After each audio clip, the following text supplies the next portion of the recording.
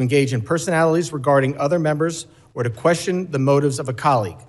It is also a clear violation of the rules of the House to make statements that might personally be offensive to the President or the Vice President of the United States. Remarks of that type are not permitted by the rules and are not in keeping with the best traditions of our committee. The Chair will enforce these rules of decorum at all times and urges all members to be mindful of their remarks.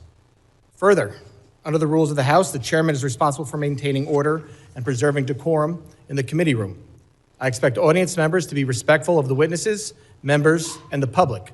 If members of the audience are persistently or overly disruptive, it is a violation of federal law and you'll be subject to removal and arrest. I now recognize myself for an opening statement. I want to start by thanking our witnesses for appearing before the committee today.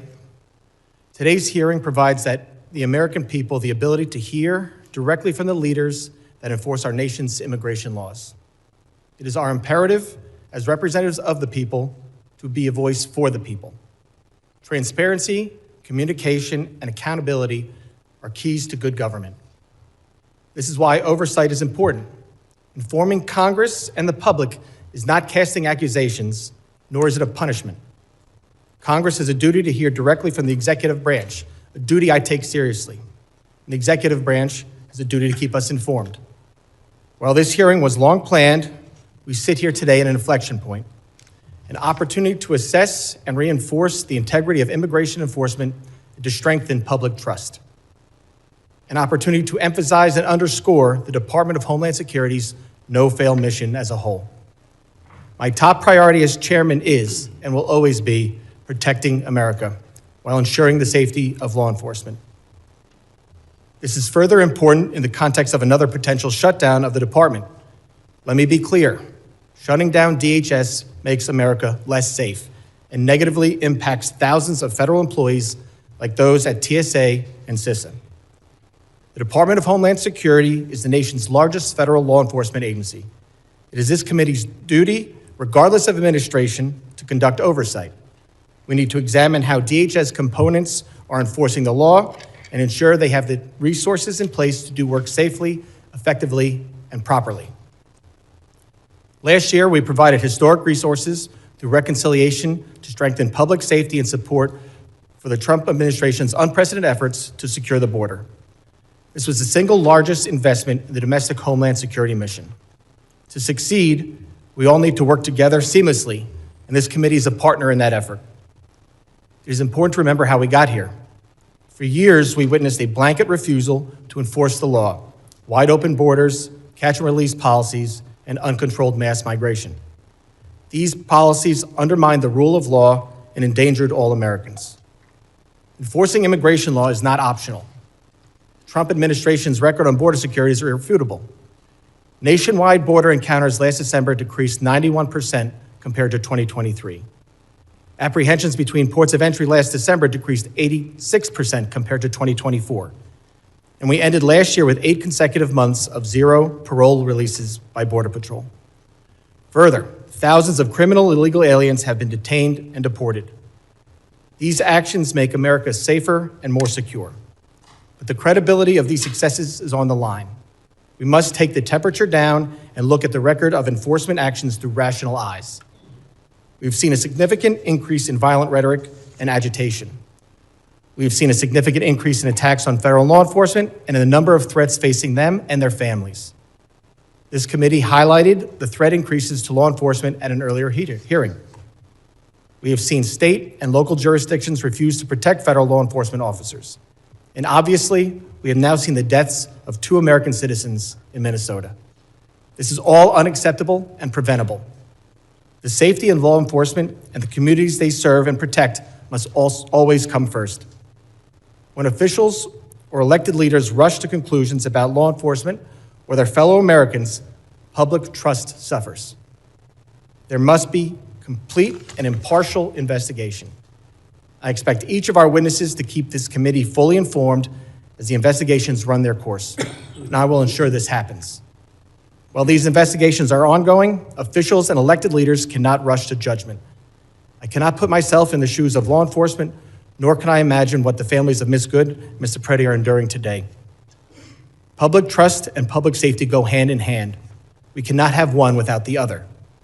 I am encouraged to see that President Trump sent Borders Czar Tom Homan and Commissioner Scott to Minnesota to work with Governor Walz, Mayor Frey, and other local leaders. I sincerely hope this dialogue continues. This should stand as an example of cooperation to anyone who continues to incentivize reckless behavior in our streets, unlawfully impede law enforcement operations, or disparage their fellow citizens. State and local officials should be partners, not obstacles when it comes to public safety. And federal officials should keep in mind that this kind of partnership is a two-way street. Everyone should have the same goal of keeping America safe. Transparency and communication are needed now more than ever. The department's no-fail mission hangs in the balance. A rule-based order is not one-sided. Enforcing immigration law and defending all Americans' constitutional rights, including the rights to peacefully protest, bear arms, and privacy, are not mutually exclusive. I want to thank Secretary Noem for making these witnesses rapidly available, and again, thank the three of you for being here today. As Borders Czar Homan recently said, you can't fix problems if you don't have discussions. I hope we can have a positive, civil, and productive discussion today. Only together can we make our communities stronger and the homeland safer for the future of all Americans. I now recognize the ranking member, the gentleman from Mississippi, Mr. Thompson, for his opening statement. Thank you very much, Mr. Chairman. Good morning to all of you who are here. Thank you for calling this hearing today. This important hearing has drawn a great deal of interest and attention, and many of my colleagues who represent the border city of El Paso and who have been leader on border security, Veronica Escobar, has joined us today and would like to ask questions of our witnesses. So, Mr. Chairman, I ask unanimous consent that the gentlewoman from Texas, Ms. Escobar, be permitted to sit with the committee and question today's witnesses as we have afforded that to other individuals in past hearings. Well, I thank the gentlewoman for their interest in today's important hearing. As I previously informed, both the majority and minority committee will not be entertaining off-committee member requests. Therefore, I object. Well, your objection is noted, Mr. Chairman, but I would, for the record, want to say that it's highly unusual that a member of Congress sitting with as much impact on immigration as her area is not afforded that courtesy. But you're the chairman, and that's your prerogative, as if it would be anyone else's. As the ranking member knows, we had many requests. This is a very important hearing. It is my duty to keep the wheels on this hearing and get actual answers on the record. I thank the gentlelady's interest. We had a lot of members who were interested in being here today, which is why we thought it would be best just to keep it for members of the committee. These gentlemen have repeatedly testified before many committees at the Capitol, and I'm sure other members will get the opportunity to do the same questioning. This is the Committee on Homeland Security. We had previously said we would not waive on members specifically for this hearing, and we're going to stick by that rule today. Thank you very much, Mr. Chair.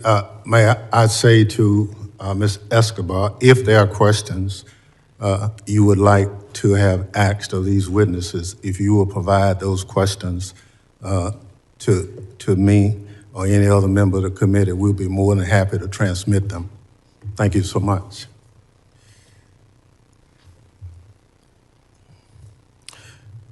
I hope my Republican colleagues will remember that our job is to conduct oversight, not cover for Donald Trump and his out-of-control administration, which is running roughshod over Americans' rights, killing U.S. citizens and threatening our very democracy. The disease rotting the Trump administration from the inside out started at the top and has infected every part of the executive branch. Nowhere is that more evident than at the Department of Homeland Security. This hearing is just the start of a reckoning for the Trump administration and its weaponization of DHS against American citizens and the principle our country stands for. DHS, led by Secretary Kristi Noem, must be held accountable for its lawlessness immigration operation. They are reckless, creating chaos in our communities, terrorizing adults and children alike, and undermining our moral authority as a nation of liberty and rule of law. Last month, an ICE agent shot and killed Renee Good, a Minneapolis mom, in cold blood as she drove away from him. After killing her, the agent called her a disgusting name I won't repeat here. Other agents refused to allow a nearby physician to treat her. Democrats called for accountability. Instead, Secretary Noem blamed the victim, Ms. Good, and attempted to gaslight Americans with false claims that Ms. Good was a domestic terrorist. Renee Good was nothing of the sort. She was a mom, a wife, a neighbor, and an American citizen who did not deserve to die at the hands of her own government. She should be alive today. Ever since, the Trump administration has devoted the full resources of the federal government to blocking a legitimate investigation into Ms. Good's killing. If that isn't a sign of guilt, I don't know what is.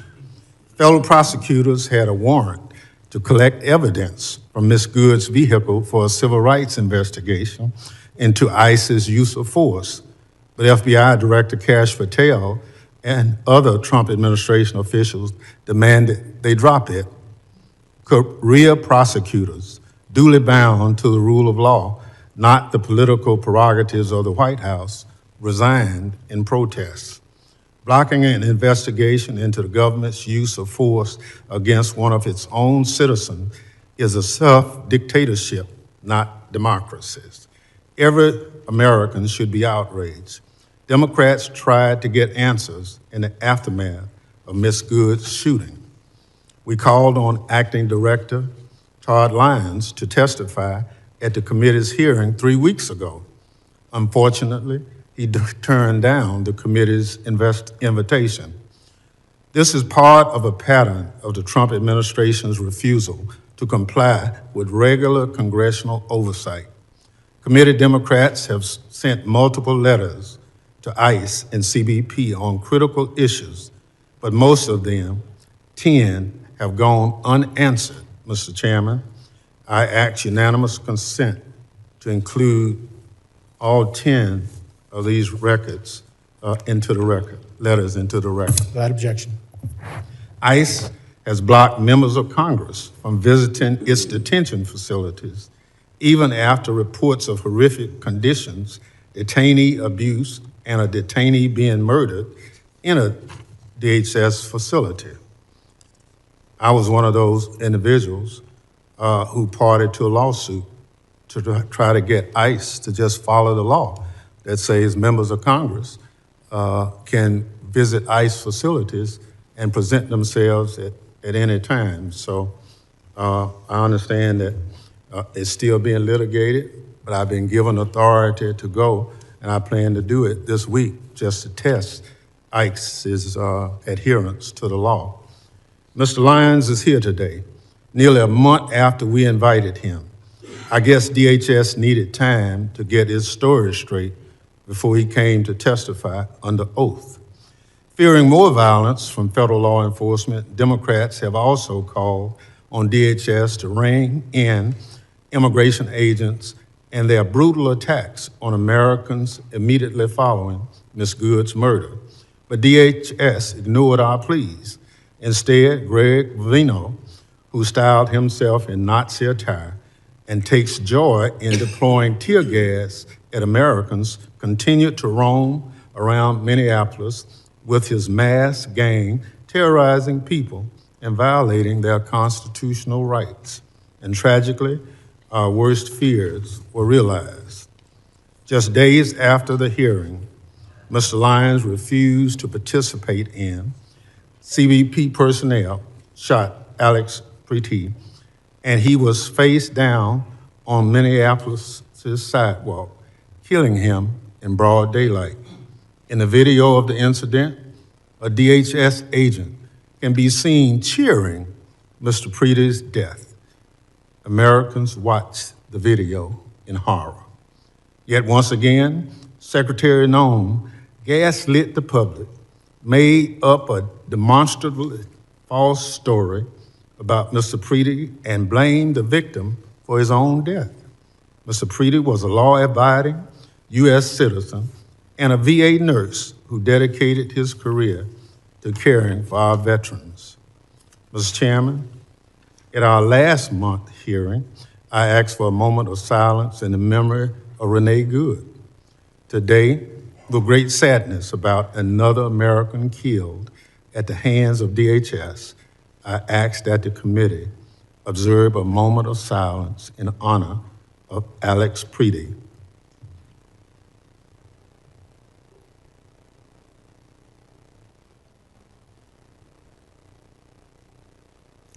Thank you. The slaying of Ms. Good and Mr. Preedy by DHS are the most tragic examples of what is wrong with Trump's DHS, but far from the only ones. Last fall, a Border Patrol agent shot Miramar Martinez, a U.S. citizen and preschool teacher from Chicago, 5 times.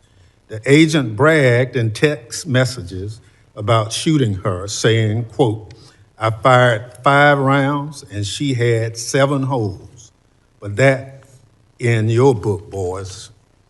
Again, the Trump administration tried to blame Ms. Martinez, the victim, but prosecutors dropped charges against her when it became apparent that the evidence contradicted the Border Patrol's phony account. Unlike Ms. Good's and Mr. Preedy's, we can no longer tell their stories. Ms. Martinez has shared her story about what Trump's DHS did to her. I want to play a bit of the video here because people need to see what ICE and CBP are doing to Americans. So this is the first one I realized. I was like, oh, it's just a pepper pellet, but no. And then I got shot right here. And then I have a wound on the side of my chest right here. And then I got 2 holes in my thigh. And then right here. Wow. Right here. Wow. You're covered in wounds. Wounds, yeah. And I want people to see like what's going on, like the type of stuff they're doing. What happened to Ms. Martinez, Ms. Good, and Mr. Preedy is a scourge on this country and shameful chapter in our nation's history, but tragically, there's more.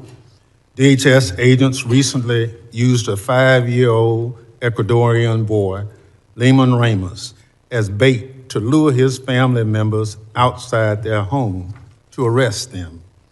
The family had entered the country legally as asylum seekers and were living in Minnesota while awaiting their immigration proceedings. DHS sent the little boy and his father to detention in Texas for over a week. Thankfully, a judge ordered him released, slamming DHS for its, and I quote, incompetently implemented deportation campaign. Incompetently implemented deportation campaign is putting it nicely, especially as it relates to small children. More apt in the Bible, quote from John 11, chapter 35, referenced at the end of the judge's opinion, Jesus wept. DHS personnel are now forcing their way into private homes without a judicial warrant in violation of the Fourth Amendment. In one recent incident, ICE dragged a U.S. citizen from his home at gunpoint in underwear before realizing they had picked up the wrong person. The person ICE was actually looking for was sitting in jail in Minnesota. The Minnesota Department of Corrections says that ICE had this information all along.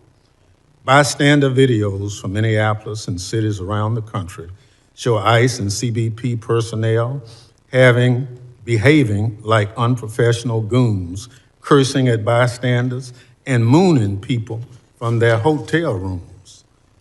News reports have a Border Patrol agent was found passed out, drunk, and covered in vomit in a vehicle. And ICE personnel apparently stole a child's phone and sold it for cash. It's an embarrassment, and DHS's so-called leadership should be ashamed, if only they had any shame. Secretary's Nome, Department of Homeland Security, has the blood of American citizens on its hand, but she takes no responsibility for anything. To the contrary, Secretary Nome was last seen in this committee room hiding behind her family in a desperate attempt to distract from her department's failures and abuses. Then she ran from our questions, leaving early under the guise of needing to attend a meeting that it turns out didn't even exist. Her inexcusable behavior should come as no surprise. She's always been more concerned with photo ops and wardrobe changes than following the law and fulfilling the mission of her department. Since being sworn in, Secretary Nome has enriched herself, abused the power of her office, obstructed congressional oversight, and violated her oath to the Constitution. Donald Trump and Kristi Noem are doing real damage to this country and to the department that was stood up 25 years ago in the wake of 9/11 to protect American citizens from future attacks. Secretary Noem is a liar with no concern for the lives of Americans killed by the department she runs. She must go. Mr. Chairman, I yield back. Gentleman yields back. Other members of the committee are reminded that opening statements may be submitted for the record. I would now like to formally introduce our witnesses. First is Mr. Rodney Scott. Mr. Scott is Commissioner of U.S. Customs and Border Protection. After decades of service at CBP, including a stint as Chief Border Patrol, he has served as a Senate-confirmed commissioner since June of 2025. Second is Mr. Joseph Edlow. Mr. Edlow is Director of Citizenship and Immigration Services. Director Edlow has served in numerous legal roles across the executive branch in Congress, including Chief Counsel to USCIS. Mr. Edlow has served as the Senate-confirmed Director since July 2025. Third is Mr. Todd Lyons. Mr. Lyons is the Acting Director of Immigration and Customs Enforcement. Acting Director Lyons began his federal service in the U.S. Air Force in 1993 and joined ICE as an agent in 2007. Mr. Lyons moved up the ranks and has served as Acting Director since March of 2025. Thank all the witnesses for being here today. Pursuant to Committee Rule 8C, I ask that the witnesses please rise and raise their right hand.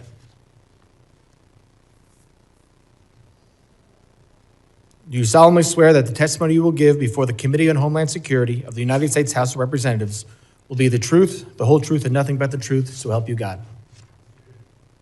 Let the record reflect that the witnesses have answered in the affirmative. Thank you, and please be seated. I will now recognize Commissioner Scott for 5 minutes to summarize his opening statement. Chairman Garbarino, Ranking Member Thompson, members of the committee.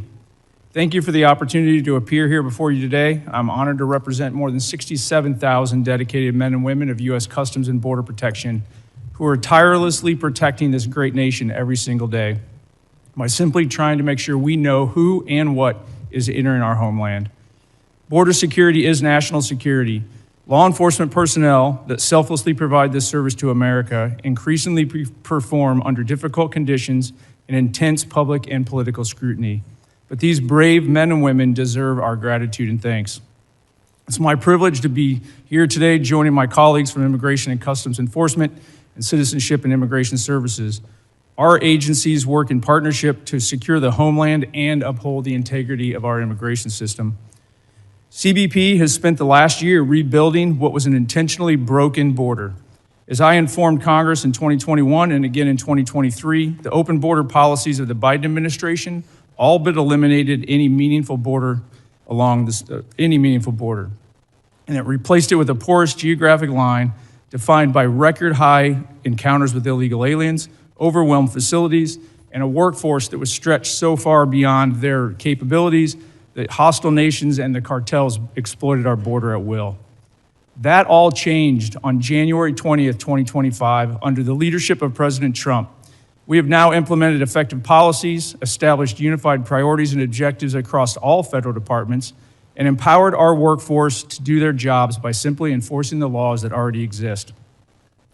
We have imposed consequences for those who break our laws, the laws that this body enacted. And today, the United States, because of these efforts, enjoys the most secure border in our nation's history.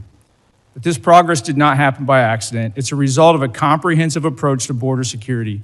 We ended catch and release, we prioritized detention and removal authorities, and we sent a clear message that illegal entry into the United States will not be tolerated. And the numbers speak for themselves. We have achieved record low illegal crossings between ports of entry.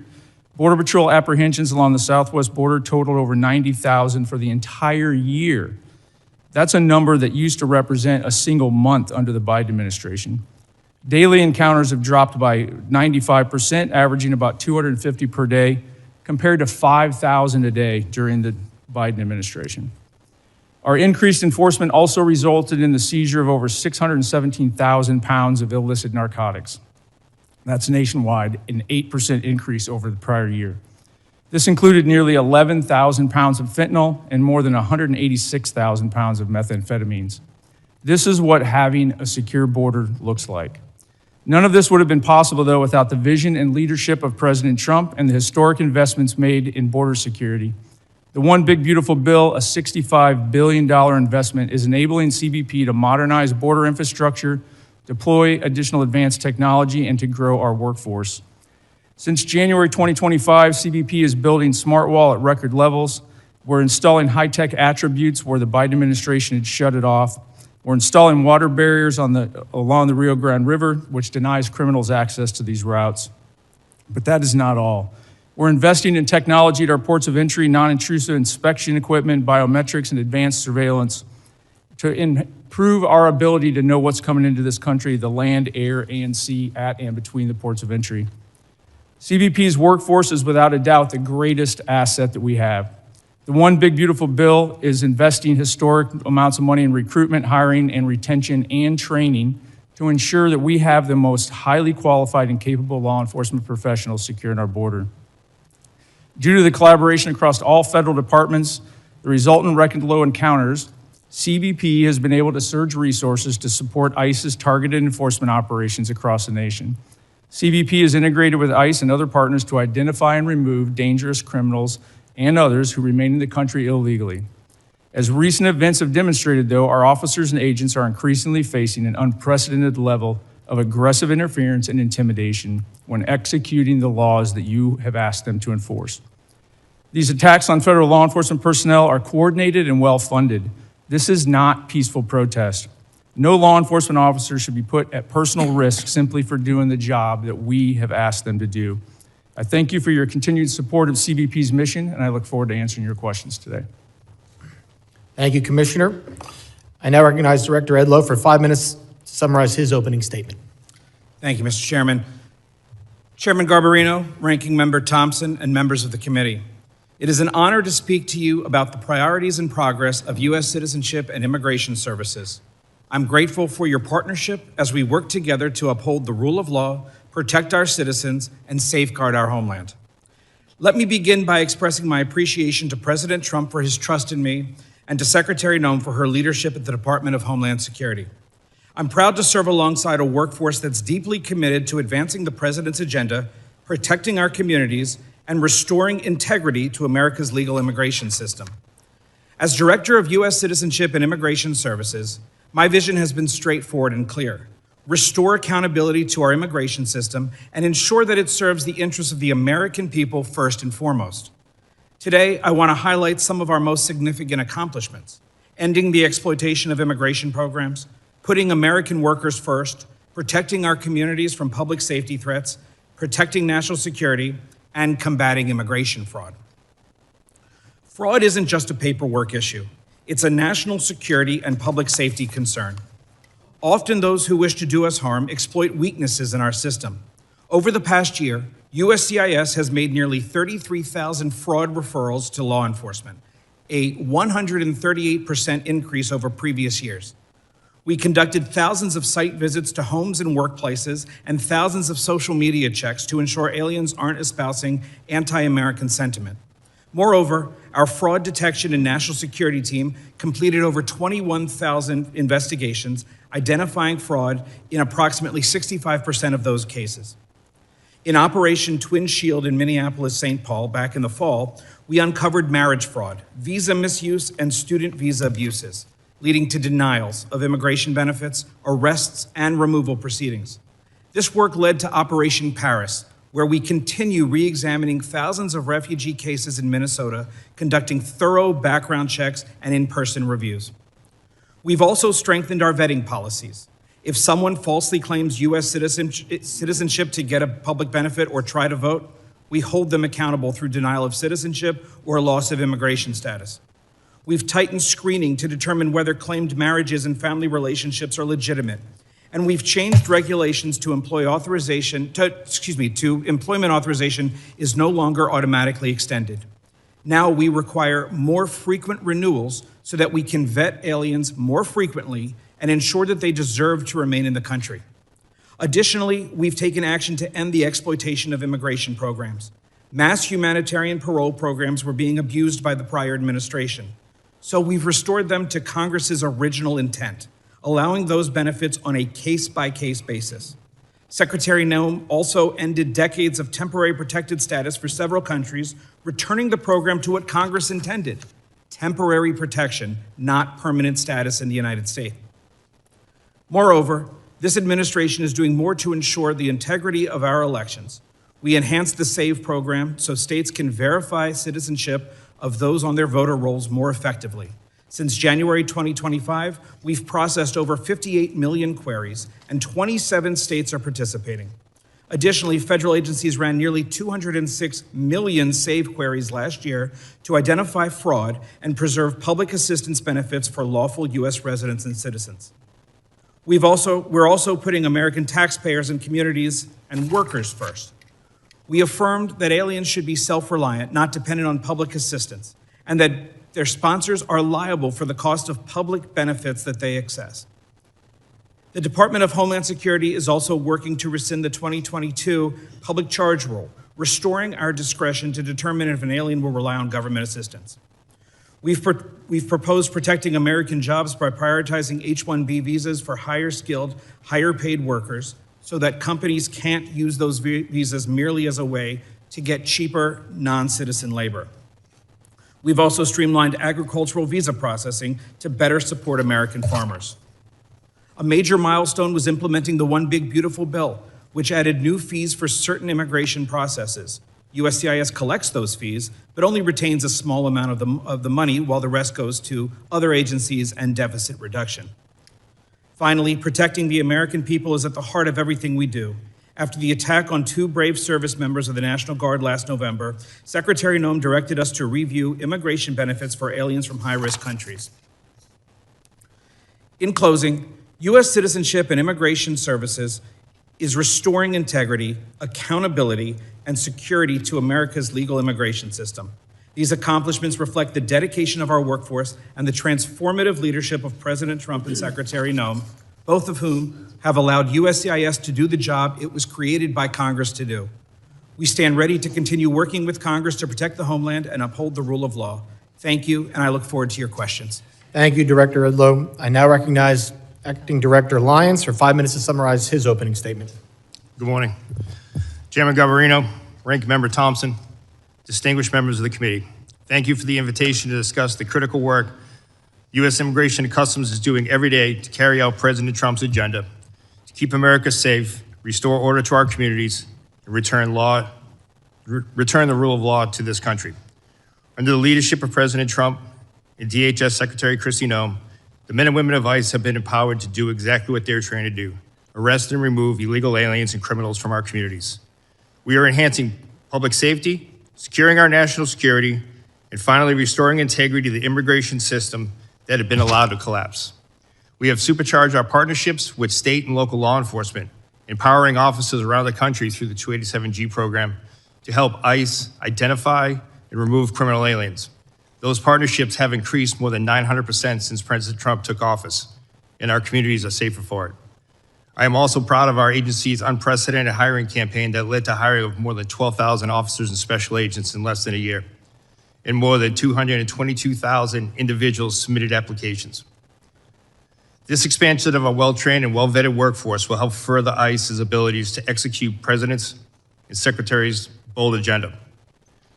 Before discussing our broader operations, I must address the situation in Minnesota and the dangers that ICE agents and officers face nationwide. While the investigations remain ongoing, I'm encouraged that some Minnesota officials are finally signaling the willingness to cooperate with ICE. But let me be clear, promises are not enough. We need action. In the wake of the unprecedented border crisis of the previous administration, ICE has stepped into the breach to enforce the law. This commitment has a cost. We are facing the deadliest operating environment in our agency's history. In fiscal year 2025, death threats against ICE personnel increased more than 8,000%. Assaults on officers have skyrocketed over 1,400%. One officer in Minnesota had his finger bitten off by a protester, egged on by elected officials characterizing our officers as Gestapo or secret police. The families of ICE personnel have been made to feel unsafe in their homes. I know this firsthand because my own family was targeted. But let me send a message to anyone who thinks they can intimidate us. You will fail. Despite these perils, our officers continue to execute their mission with unwavering resolve, and we are only getting started. ICE remains committed to the fundamental principles that those who illegally enter our country must be held accountable. Since the beginning of the second Trump administration, we have achieved historic results. From January 20th, 2025 through January 20th, 2026, ICE has conducted nearly 379,000 arrests. Among those arrests were more than 7,000 suspected gang members and over 1,400 known as suspected terrorists. The president tasked us with mass deportation, and we are fulfilling that mandate. Thanks to the resources provided by this Congress, we are ramping up detention capabilities and removal flights daily. In the last year alone, we conducted over 475,000 removals. It's a brutal reality that criminal immigration today is organized by sophisticated, ruthless, transnational criminal organizations. These include cartels and transnational gangs President Trump has rightly designated as foreign terrorist organizations. The only way to defeat them is to destroy their revenue. Within Homeland Security investigations, our special agents are delivering critical outcomes in the fight against transnational crime. We are seizing fentanyl before it kills our children and dismantling the networks that poison our communities. In FY25 alone, we seized more than 2.5 million pounds of narcotics, a 50% increase from the previous year and a critical blow to transnational organization groups everywhere. HSI criminal arrests are at the highest point in history. However, our approach is just not about enforcement. It is about restoring order and dignity to the human beings sold alive by smugglers and exploited by these TCOs. In August 2024, the DHS Office of Inspector General released a report that concluded that more than 291,000 unaccompanied alien children out of nearly 450,000 transferred from DHS to HHS custody were simply lost by the system. We are talking about children exploited in factories, abused in sexual trades, and living as indentured servants on American soil. HSI is leading the charge to find them. We have conducted more than 71,000 field engagements to locate children, verify sponsor legitimacy, and uncover criminal activity related to exploitation. Since February 2025, ICE has arrested more than 500 criminal sponsors of these offenses, including sexual exploitation and forced labor, dismantled more than 2,400 human smuggling operations, and along with our federal partners, located more than 145,000 children. To further ensure TCOs can never threaten our nation again, President Trump dedicated the establishment of the Homeland Security Task Force.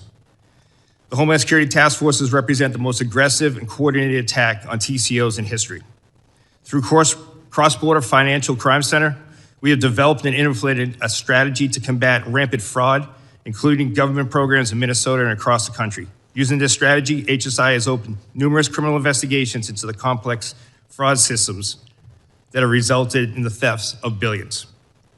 Much of the fight ICE faces continue to be fueled by so-called sanctuary cities. These jurisdictions provided a shield for criminal aliens when a local jail refuses to honor ICE detainer and releases that predator back into the community. ICE exists to enforce America's longstanding immigration and custom laws. These laws are grounded in common sense, national sovereignty, and simple morality. Our officers and agents enforce these without hesitation, without apology. I ask that all the members of the committee treat them with profound respect that they have earned. Thank you. Thank you, Acting Director Lyons. Members will be recognized by order of seniority for their 5 minutes of questioning. As we have when Secretary Noem was here, we're going to limit it to the 5-minute rule. I'm going to be strict on that for both sides. So do not be surprised if you go over, I gavel you down. I now recognize myself for 5 minutes of questions. Acting Director Lyons, I understand that you cannot discuss the details of the 2 recent shootings in Minnesota because they are subject of several investigations, including by the FBI, the Department of Homeland Security, and the DOJ Civil Rights Division. Once concluded, will you commit to providing the reports and findings of each investigation to this committee? Yes, Mr. Chairman, we're fully committed to give you the full and unabridged investigation and the outcome. Thank you. Commissioner Scott, can the committee have the same commitment from you? Yes, sir. Thank you both. Commissioner Scott and Acting Director Lyons, following this hearing in writing, I'd like to know what is the standard operating procedure for each of your agencies for an investigation when deadly force is used. Currently, Acting Director Lyons, are those procedures being followed for the 2 uses of deadly force in Minneapolis this past January? Yes, Mr. Chairman. Were those, and Commissioner Scott? Yes, sir, they are. Were the standard procedures followed from the beginning? Mr. Lyons? Yes, sir, they were. Mr. Scott? Yes, for CBP, they were as well. Thank you very much. We're all obviously concerned about officer safety and have seen and heard about increasing threats and assaults against law enforcement. Director Lyons, are your officers trained regarding the difference between a protected protest and what is unlawfully impeding law enforcement? Yes, sir. Deportation officers and special agents are taught at the Federal Law Enforcement Training Center. They are taught in defensive tactics, personal safety, but as well as laws to include First, Second, Fourth, Fifth, 10th, 14th Amendment. The officers are trained before they go out into the field, and then while they're in the field. They are specialized training in disturbance control and other special tactics. Commissioner Scott, are your officers similarly trained? Yes, they are.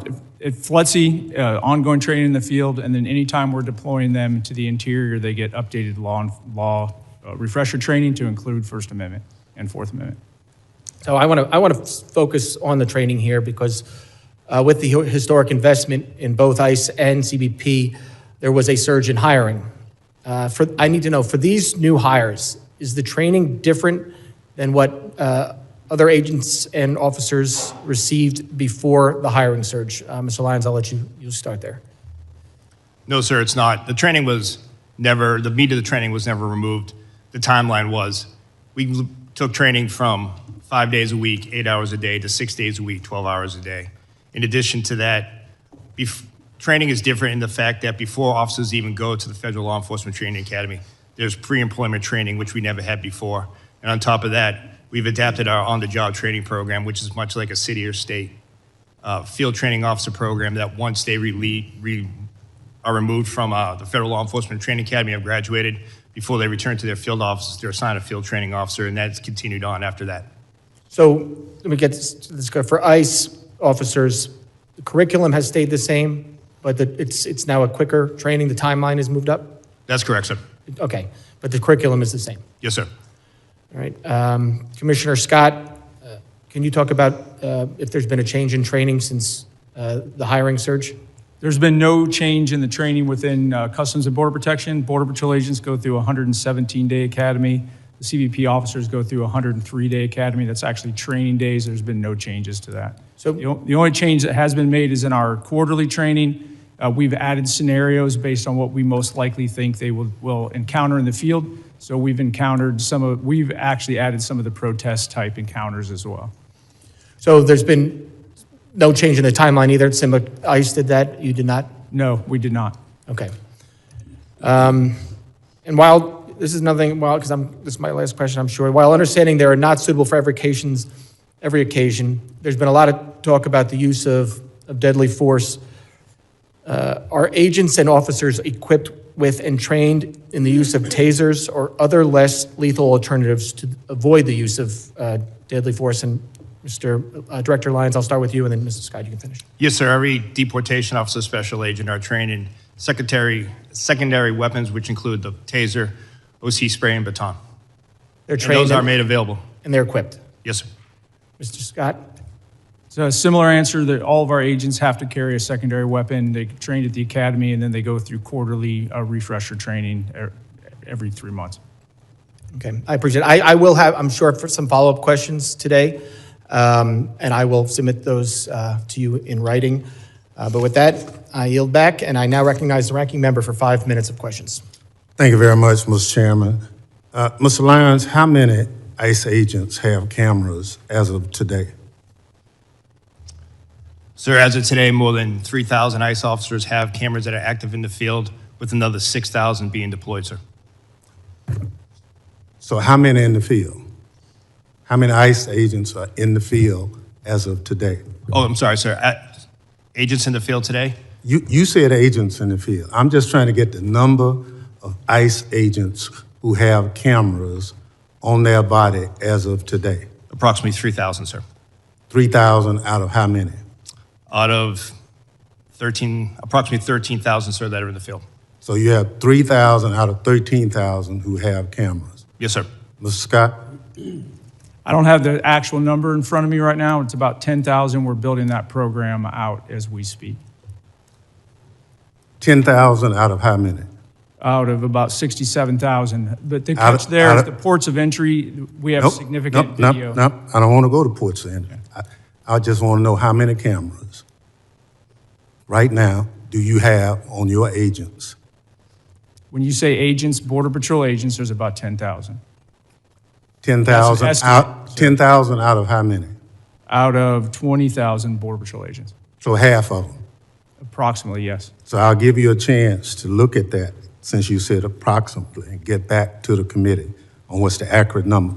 Not how many you're purchasing, how many as of this day. Understood, and I will get you that number. Thank you. Mr. Lyons, what's the regular timetable of training an ICE agent? Sorry about that, sir. Right now, the training is approximately 47 days at the Federal Law Enforcement Academy. Overall training is about 3 months, sir. So you went from 3 months to 47 days. No, sir, the whole total training to include the pre-employment training and then the OJT program is 3 months. And 47 days in the Federal Law Enforcement Training Academy. So they go to Flexi for 47 days or for 3 months?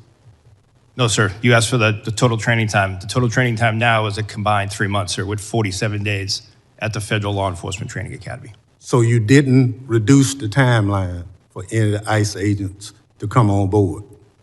We reduced the timeline for the previous certified federal law enforcement officers or special agents, where we went to the ones who are already trained in firearms and defensive tactics and criminal procedure.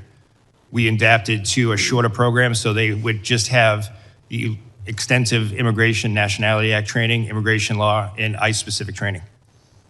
So if you hired somebody for ICE today, how much training would they receive before they become a full-time agent? So for a person off the street who has never been a law enforcement officer, they're looking at approximately 3 months of training, sir. And the 47 days is for who? That is for everyone that hasn't, who's never worked for ICE, sir.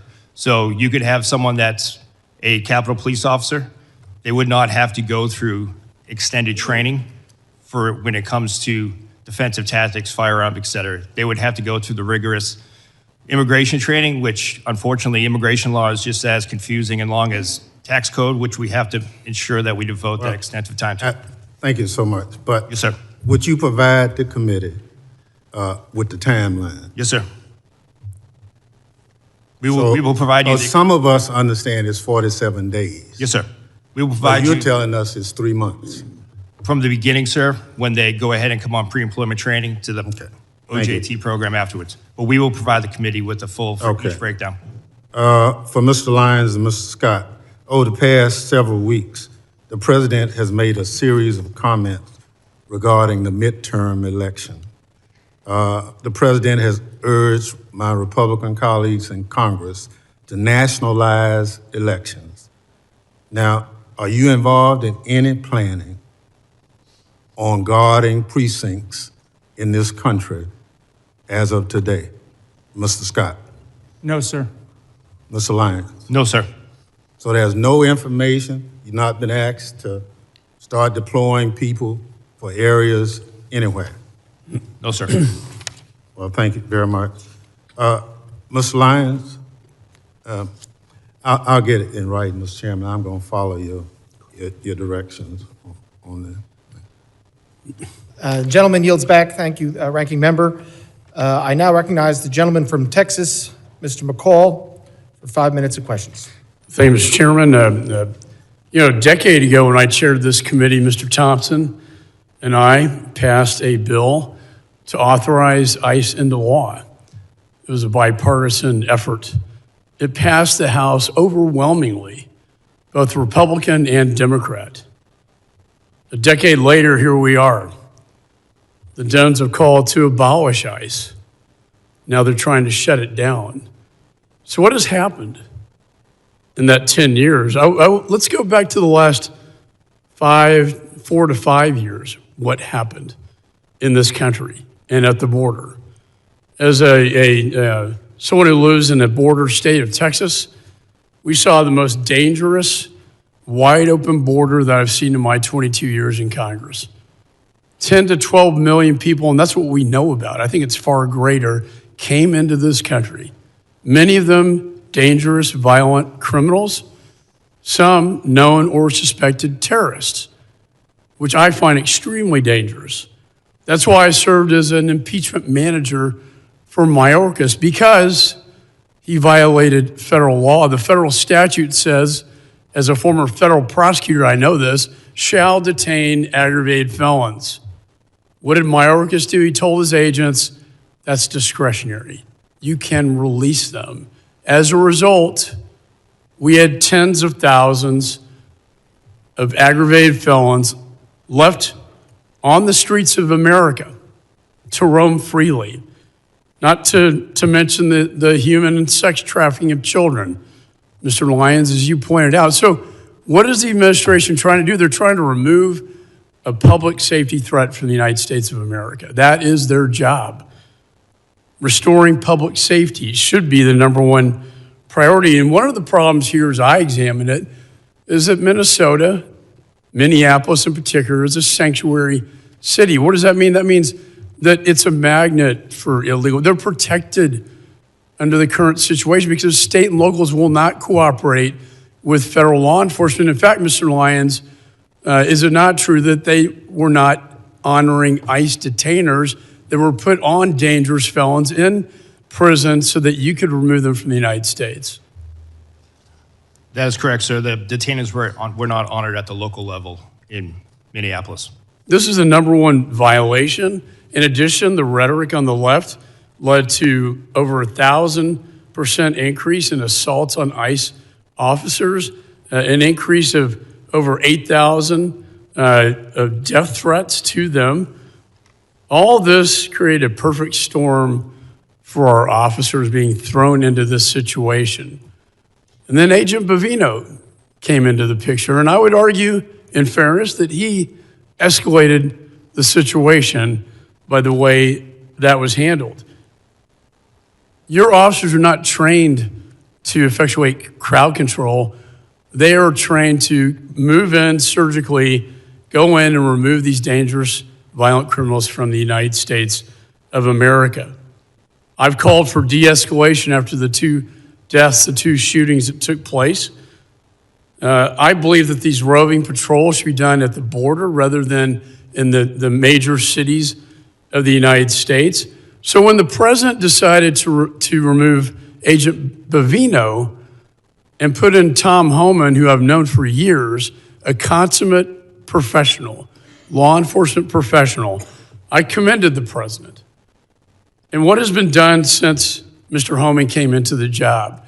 We now have targeted law enforcement operations. He is returning to the original mission of ICE. He is working with state and locals to do the crowd control. He is getting them to honor the ICE detainers. He is also getting the body cameras put on them. And the roving patrols, in his words to me, should be done at the border, not in major cities. My question to you, Mr. Lyons, is Mr. Homeland now, are his operations in Minneapolis now bringing the situation under control? So we've seen a de-escalation in the fact that the protests, while they still go on, have subsided, and ICE has been allowed to do their targeted, intelligence-driven enforcement operation. Just the other night, local authorities arrested 54 protesters at the local level where ICE officers did not have to be engaged in that. My final question to you, do you believe the model that Mr. Homeland is now setting in Minneapolis should be a model for the nation? Gentleman's time is If expired. I could allow the witness to answer. I understand that, but I'm holding. I'd it like to on the 5 minutes. record an answer, Mr. Chairman. Do you agree that Mr. Homeland's model is one for the nation? Gentleman's time is expired. Yes or no? I now recognize the gentleman from California, Mr. Swalwell, for 5 minutes. A couple nights ago, I met with a woman who works as a cashier at a grocery store, and I told her I was coming to see you, Mr. Lyons, and she said, will you ask him, and she didn't want to give her name. She was terrified to give her name. But she said, when I get off my shift around midnight and I walk through the parking lot to my car, she said, if somebody rolls up in an unidentified van and gets out wearing all black and their face is covered and they don't have any identification and they ask me to get into the van, how do I know who they are? How does she know, Mr. Lyons? How does she know if they're an ICE agent or bad guys? Sir, ICE agents have identifiable placards on their uniforms as well as their badges representative, but you won't see ICE agents rolling through the parking lots and just snatching someone up. ICE does intelligence-driven, targeted enforcement operations. Well, Mr. Homan and others have said that they target individuals based on the color of their skin and the accents that they speak, and that's why people are running through the fields and factories where they work. Director Lyons, last year you said in Phoenix at the Border Security Expo that you wanted to see a deportation process that was like, quote, Amazon Prime, but with human beings. Mr. Lyons, how many times has Amazon Prime shot a mom 3 times in the face? None, sir, but you're also... It's the square root of 0, that's right. Yes, sir. Yeah, but if we're going to go down that route of my comment, I did say that comment. However, that comment was taken out. If you go back and watch the video, I did say that we need to be more efficient when it comes to removing individuals from the United States because ICE doesn't detain punitively. We detain to remove. I don't want to see people in custody. At the end of my statement was, and again, to your point, it was a industry day for AI and efficiencies, but I did say at the end of it, but we deal with human beings, so we can't be like them. And speaking That's of the human, key part that you're leaving out. Well, speaking of human beings, how many times has Amazon Prime shot a nurse 10 times in the back? None. How many times has Amazon Prime dragged a woman out of her car by her hair and then dragged her down the street? None. How many ICE agents have been fired for their conduct under your leadership? Sir, I can get you that data. I'll get that back to you. Is it more than 1? I'm not going to speak about personnel actions, but I'll get you that data. Can you tell us if at least, God, I hope at least one person has been fired for their conduct since these operations have begun? Are you telling us you can't even say one person's been fired? Sir, I'm not going to talk about personnel actions, but we will get back to you. But 2 people have been killed so far, is that right? A nurse named Preddy and a mom named Good. 2 people have been killed so far. Yes, sir. Mr. Lyons, will you apologize to the family of Renee Good for being called a domestic terrorist by the president and his leadership? No, sir. Why not? Sir, I welcome the opportunity to speak to the family in private, but I'm not going to comment on any active investigation. Is she a domestic terrorist? Sir, I'm not going to comment on the investigation. And the president and Secretary Noem are elected officials. That's their right to their comments. But as career law enforcement, we won't speak to any. Do you agree with their comments? Sir, I'm not going to go ahead and talk about any ongoing investigation. Will you apologize to the family of Alex Preddy for also being called a domestic terrorist? Sir, again, I'm not going to speak to any ongoing investigation. Mr. Lyons, your staying to lead ICE is a decision. Sir, I'm sorry. Could you repeat You're that? staying on to lead ICE as a decision, and I've read your background.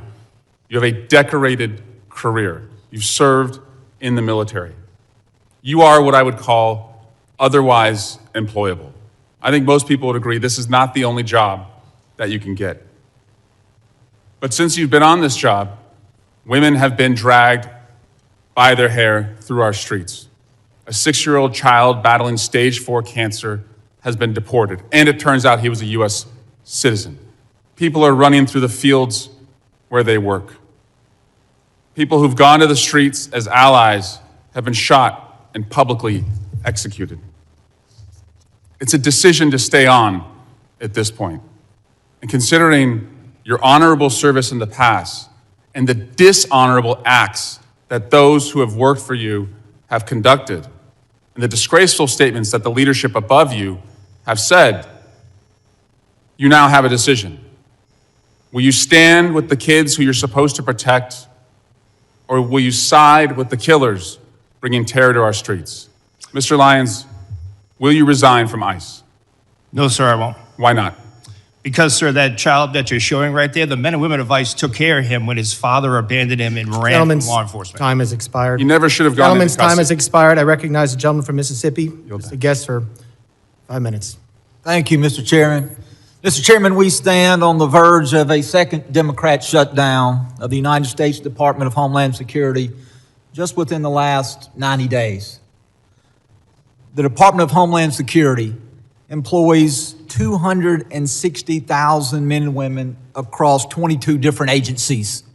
Those agencies include 63,000 men and women who work for CBP, 60,000 who work for TSA, 22,000 for FEMA, 18,000 who works for USCIS, almost 50,000 civilian and military employees with the United States Coast Guard, 7,800 Secret Service employees, 2,500 CISA employees, and over 8,000 agents and analysts with the Department of Homeland Security investigation who perform a crucial function to protect and serve this country.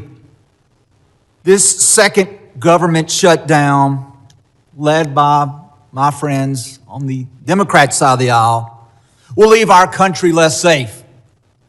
Don't just take my word for it. Let's look at the words of the Biden administration. President Biden and Kamala Harris, Department of Homeland Security, in September of 2023, as the nation faced a potential government shutdown, they issued a fact sheet. That fact sheet is entitled The Impact of Government Shutdown on the DHS Workforce. This fact sheet says this. It says DHS workforce is comprised of extraordinary public servants who safeguard this nation. It goes on to say any lapse in federal funding would disrupt this vital work, leaving Americans less safe as a result. Those working without pay include law enforcement, conducting such acts as seizing illegal narcotics like fentanyl, combating child exploitation and child predators, identifying and arresting human trafficking, responding to natural disasters, preventing cyber attacks, and protecting U.S. government leaders. And so I ask you, gentlemen, as we are once again on the verge of a shutdown of the Department of Homeland Security, if the Democrats take us to the edge, if they refuse to sign a CR, if once again the men and women who serve under your leadership, if they are once again not paid, I ask you, how will that impact our nation? Will America be more safe, or will America be less safe if we are once again led into a government shutdown by the Democrat Party? Mr. Scott. I believe consistency and seeing support from the leadership of, on both sides of this building and the president is very important to border security. I think the rhetoric and the back and forth, the politicizing of law enforcement in general detracts from the general morale of our personnel. Is it not important that we pay the men and women who serve under your command? It's critically important. And in a government shutdown, the bills don't stop, do they not? The bills continue to accrue. Correct. And the deployment of technology ceases in many cases, and America becomes less safe. Would you agree with that statement? I would agree America becomes less safe. Mr. Edlow, what about you? Well, Congressman, as I'm sure you're aware, USCIS is a little different in that we are fee-funded. So during a shutdown, the men and women working for USCIS will continue to be paid. However, in terms of our screening and vetting enterprises, as well as everything else we do, we have formed very, very strong working relationships with the other components, and that's critical for us to be able to do our work. While we may be there able to continue without our partners being paid and with them being furloughed, it's going to make America significantly less safe. And Mr. Lyons. Yes, sir. It will have a great impact, especially on the Homeland Security task forces and the men and women that are focused on the transnational crime and foreign terrorist organization. Mr. Lyons, very quickly, we've had many members of this committee who have made allegations. The Democrats have once again taken the mantle of the party to defund the police and abolish ICE. Do you wish to take my last few seconds to speak about the consequences that has on the men and women that you serve? The men and women of ICE are sworn law enforcement officers who are dedicated to do their mission to protect the United States. Thank you, Mr. Chairman. I yield back. Gentleman yields back. I now recognize a gentleman from California, Mr. Correa, for 5 minutes of questions. Thank you, Mr. Chairman. I want to welcome our witnesses today. Gentlemen, I wanted to start out by talking a little bit about my district, Southern California, Disneyland. Southern California is the center of manufacturing for the United States. California, biggest ag state in the Union. California, also, big donor, taxpayer dollars to the United States. President Trump got elected on the promise to deport the worst of the worst. Your numbers, Mr. Lyons, less than 14% of those arrested by ICE first year, 2025, had charges or convictions of violence. 70% of those deported had not even a traffic ticket.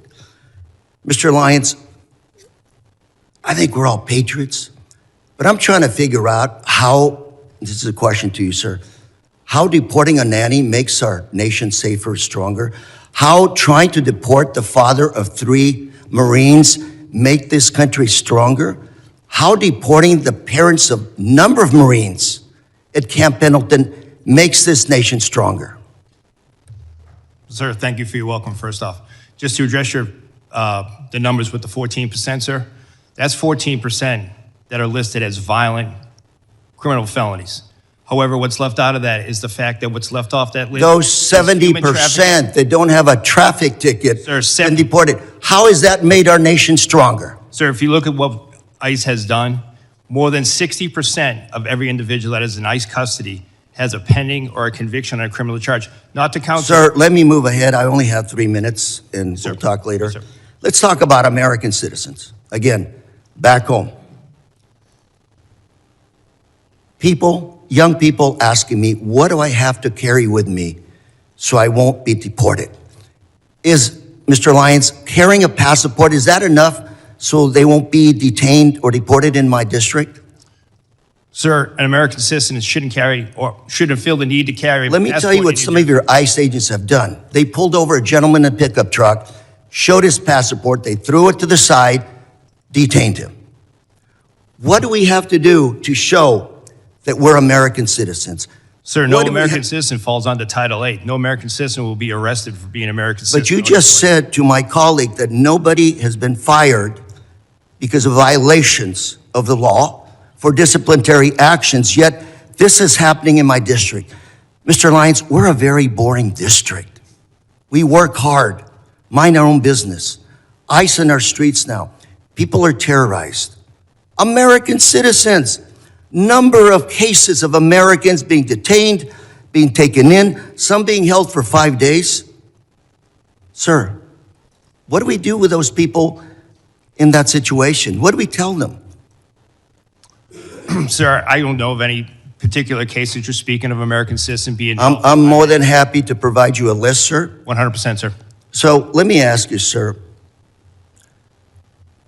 are you surveilling U.S. citizens today? No, sir.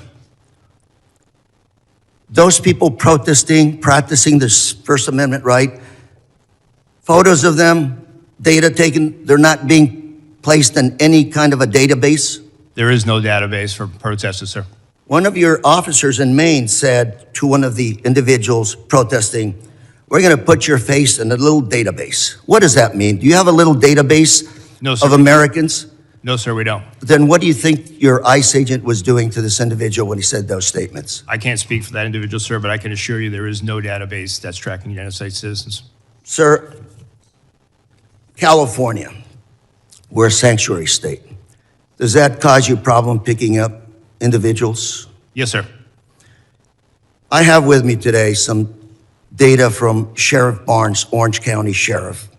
Very good friend. He's been here to testify numerous times. For 2025, he referred about 300 individuals for your office to pick up. 250 were picked up, 50 were never picked up. We had a long conversation saying, what is going on? If these are the worst of the worst, you've called ICE to pick them up and you didn't pick them up. Can you explain to us why you didn't pick up all these individuals that were referred to your office to pick up? Yes, sir. That's the key part of that is the referral. We make sure that those individuals are eligible to be placed in detention and for movability. So You in that never case, it would even be- looked at Gentlemen's those time's- individuals. Gentlemen's time's I would like to expired. talk to you about this issue later on, Mr. Lyons. Gentlemen's Thank you very Time much. has expired. I now recognize the gentleman from Texas, Mr. Pfluger, for 5 minutes of questions. Thank you, Mr. Chairman. Why are we here?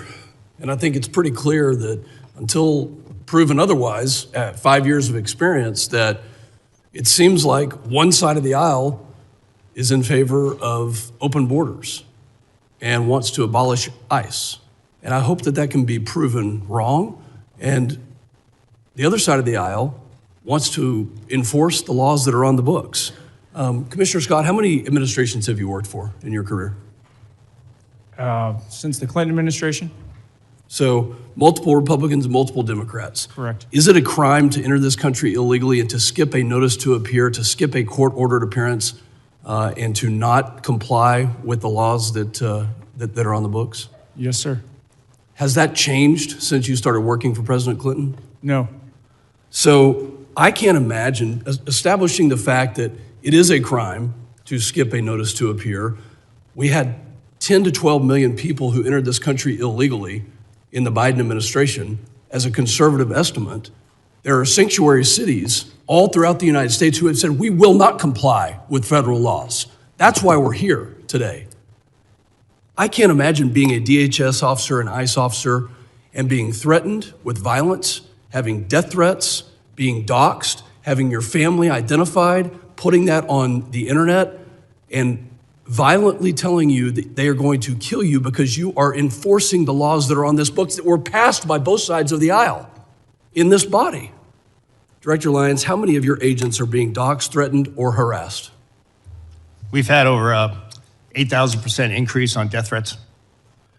You know, I'm in the middle of working a bipartisan domestic terrorism working group with another member on this committee.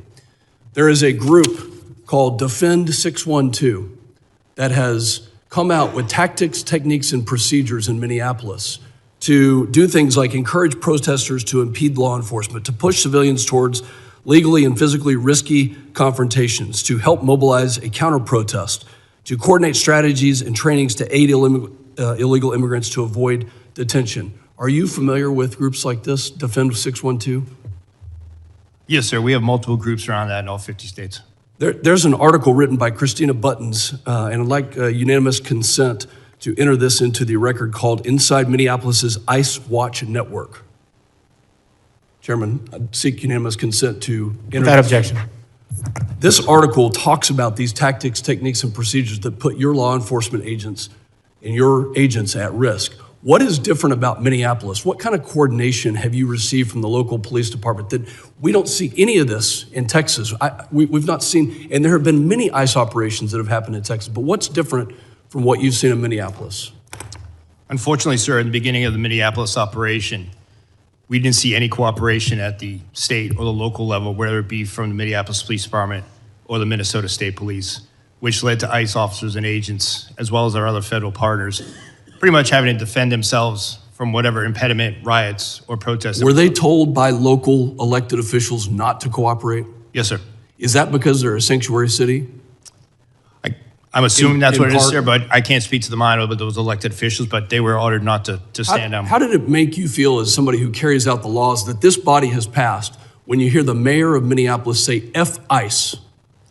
Oh, sir, I mean, from a morale standpoint, it hurts us to the fact that for decades, and I've worked since President Bush, ICE has always been in Minneapolis. We've always been in every major city and state. So it wasn't like it was a brand new thing. We've always been doing immigration enforcement. So that's demoralizing.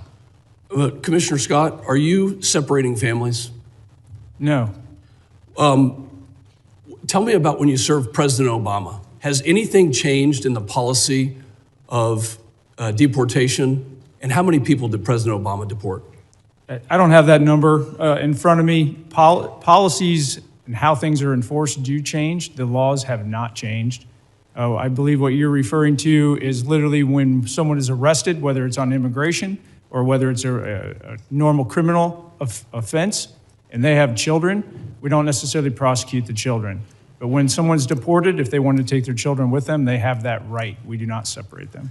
I hope that the other side of the aisle will read this article on Defend 612 and look at the tactics, techniques, and procedures. And if this is domestic terrorism, where we have a group that's on signal that is calling out agents and doing things to interrupt, intercede, and prevent law enforcement from carrying out the laws that this body passed, that you'll have the courage to call it domestic terrorism if it is that way. And I yield back. Gentleman yields back, and I now recognize the gentleman from Michigan, Mr. Panadar, for 5 minutes of questions. Thank you, Mr. Chairman, and good morning to our witnesses. Commissioner Scott, did the ICU nurse, Alex Preddy, deserve to die? I cannot comment on an ongoing investigation, sir. Do you believe that he deserved to die? Should he be killed by your agents? I'm not going to comment on an ongoing investigation, sir, before it's concluded and all the facts are available. Do you agree with CBP Commander Bovino's statement that Alex Preddy was planning to massacre law enforcement agents? I'm not going to comment on an ongoing investigation, sir. Director Lyons, did Renee Good deserve to die? Sir, I can't comment on ongoing investigations. Director Lyons, do you agree with Secretary Noem and Vice President Vance's characterization of Renee Good as a domestic terrorist? Sir, I can't speak to their comments as that they're their own, but as an ongoing investigation, I can't speak to that. Director Lyons, what did your agents mean when he said, "You raise your voice, I erase your voice"? In the video just that we have seen, all of us have seen. Sir, I'm not aware of that video that you have, sir. I can't comment on what that officer has said. Does that statement, if I show you the video of that, does that statement reflect the value of your agency? And does ICE respect and adhere to the First Amendment? Yes, sir, ICE does respect and refer to the First Amendment, but that doesn't respect, your statement that you said doesn't represent the values of the men and women of ICE. Commissioner Scott, does CBP respect and adhere to the First and Second Amendment? Yes, we do. Don't you agree that Alex Preddy had every right to exercise his First and Second Amendment freedoms before being shot in the streets by one of your agents? I believe every person in the United States has a right to their constitutional rights. Look, I have heard and seen enough. I'm just sick and tired of your agents running around in our cities, in our streets, causing illegal activities. ICE and CBP thugs are roaming our streets, attacking our communities, using our children as bait, referring to people as bodies and numbers, targeting people for their accents and the color of their skin, and killing American citizens, all while showing zero remorse for their actions. Director Lyons and Commissioner Scott, do you think President Trump will pardon you and your boss, Kristi Noem, before he leaves office, just like he has for insurrectionists and his political allies? Do you believe President Trump will pardon you?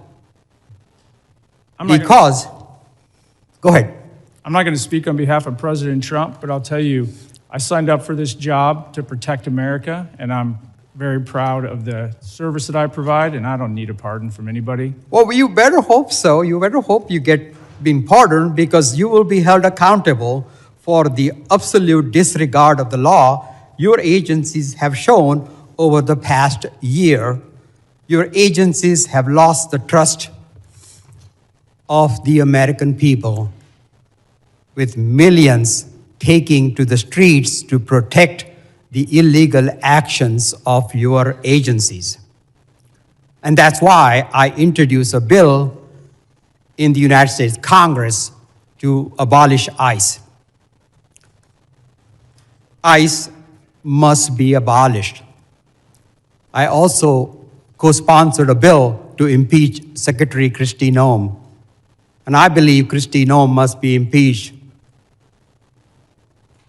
And this Congress must do everything in its power to carry out oversight actions against these rogues departments, including if Gentleman's time has expired.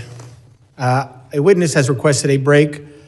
Committee will recess for 5 minutes. Members of the audience will remain seated.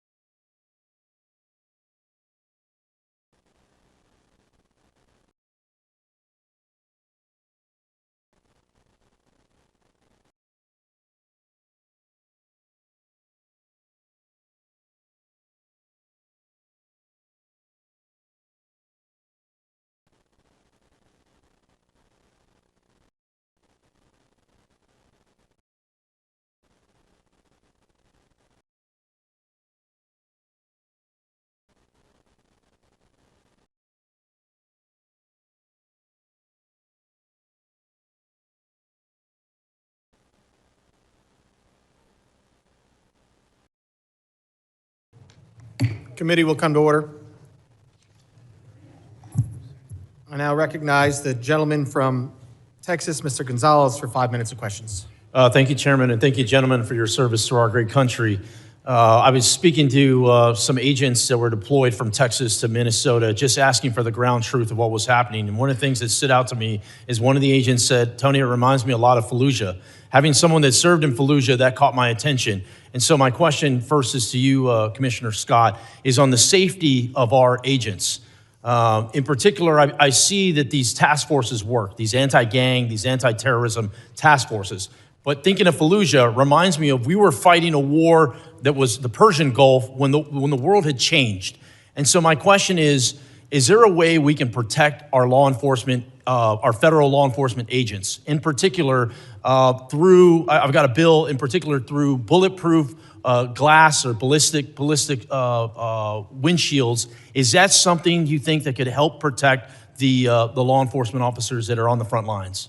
I think that can help protect the officers on the front lines, but it goes much farther than that because things have changed. So the tactical infrastructure at the border, the bulletproof vests, all of that helps tremendously, but we're fighting a different fight now. The reason you saw so many people surged into LA at one point and then now into Minneapolis was because we had to surge additional resources in to protect the ICE agents that were literally just going to try to make a lawful arrest. So we had to put in two teams. One to do the arrest and another one to deal with the protesters. Luckily, CBP, well, not luckily, unfortunately, CBP's had to build out this capability over the years because we had been dealing with increased protests at the border, mass incursions, so we trained our people how to do crowd control. But let's not miss the fact that we have coordinated, well-funded, and I think insurgencies or terrorist organizations, however you want to call it, literally trying to prevent legal laws from being enforced in the United States. That is a dramatic change. That's why we've had to shift. So we got to figure out how to protect our officers and agents more holistically. On social media, how do we keep them from being doxxed? When somebody goes to like did to Director Lyons, they follow his kid home and then have protests in his front yard and then put it out live on video. That needs to be a crime. I don't want to violate anybody's right to free speech, but going into your front yard and harassing your family just because you're a law enforcement officer, that should not be a protected action. The world has changed, and we need to change with it to make sure our federal law enforcement officers and their families are protected. My next question is for Director Lyons. Body cameras have been deployed in Minnesota. I think transparency helps regain public trust. Is there any plan to release any of the footage to the public? 100%, sir. That's one thing that I'm committed to is the full transparency, and I fully welcome body cameras all across the spectrum in all of our law enforcement activities. And yes, sir, body cam footage will be released. I agree with you completely. Everyone assumes this body camera footage is bad footage. So, in so many cases, it's the exact opposite. And we get a show from the officer's lens what exactly they're dealing with on a daily basis, not just a 15-second clip we see on TikTok or whatever it may be. I'm very pleased to hear the releasing of more public footage. My next question is for you, Commissioner Scott. As a member of Congress, I have a very similar, all of us, the question's really for all of us. As a member of Congress, what can I do to make sure what happened in Minnesota doesn't happen in my community? Put laws in place that protect our officers and agents so they can go out and do their job confidently and know they really truly have the backing. And then, I gotta plug it, actually fund the programs.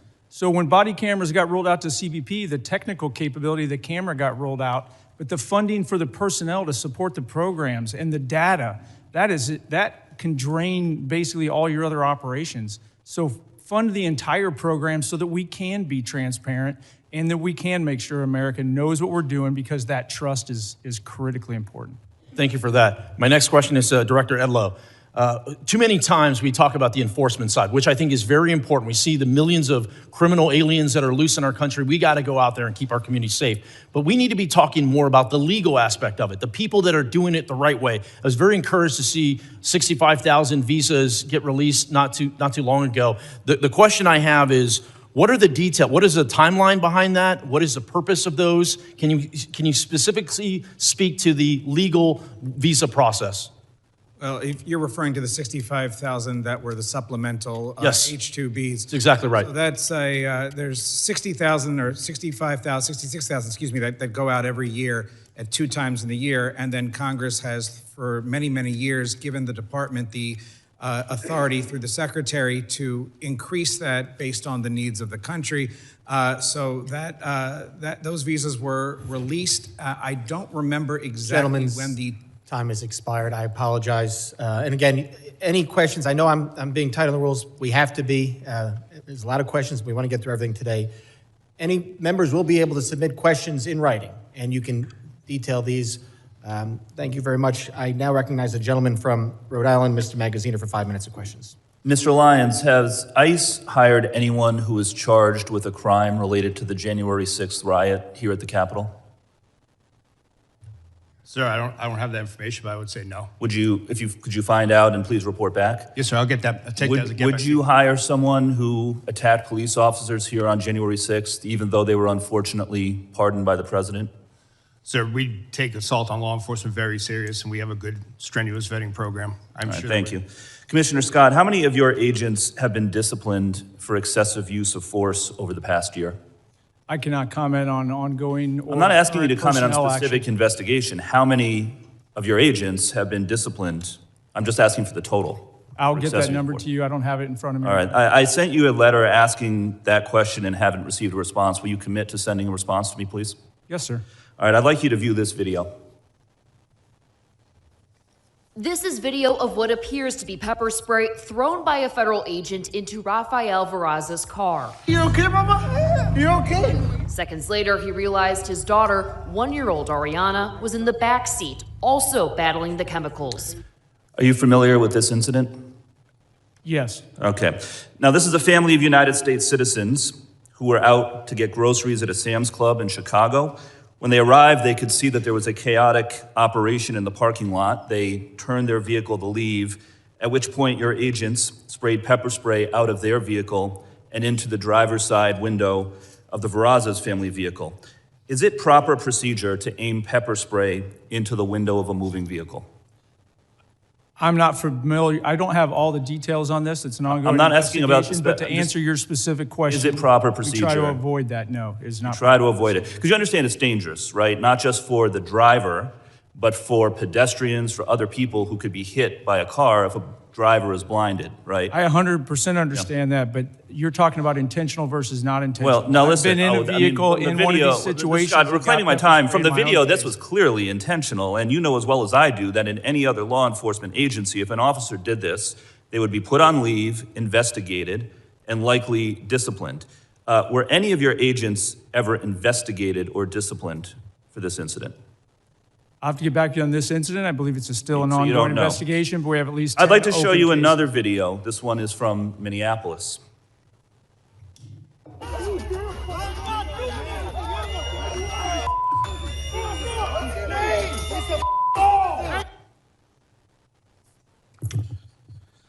So as you can see, the agent sprayed pepper spray at close range directly into the face of an individual who had already been pinned to the ground by 3 other agents. And there's a picture of this behind me to give you a better view. Is this proper procedure for the use of pepper spray? I cannot comment on that because you're only showing one piece, and that subject Has is this clearly agent not been compliant. investigated? But this is not the intended use of this weapon, correct? The intended use is to try to avoid escalating. It's to de-escalate the All right. situation. and Well, get he was the already pinned to the individual ground by comply. 3 other agents. I think he had been de-escalated. Is there any investigation into this agent for doing this? I'll get back to you. There are several open investigations. All right, listen, there has been no accountability in your agency under the Trump administration. None.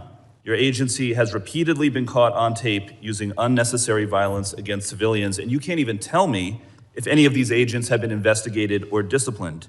You are supposed to be making people safer, and instead your agents are being unnecessarily violent.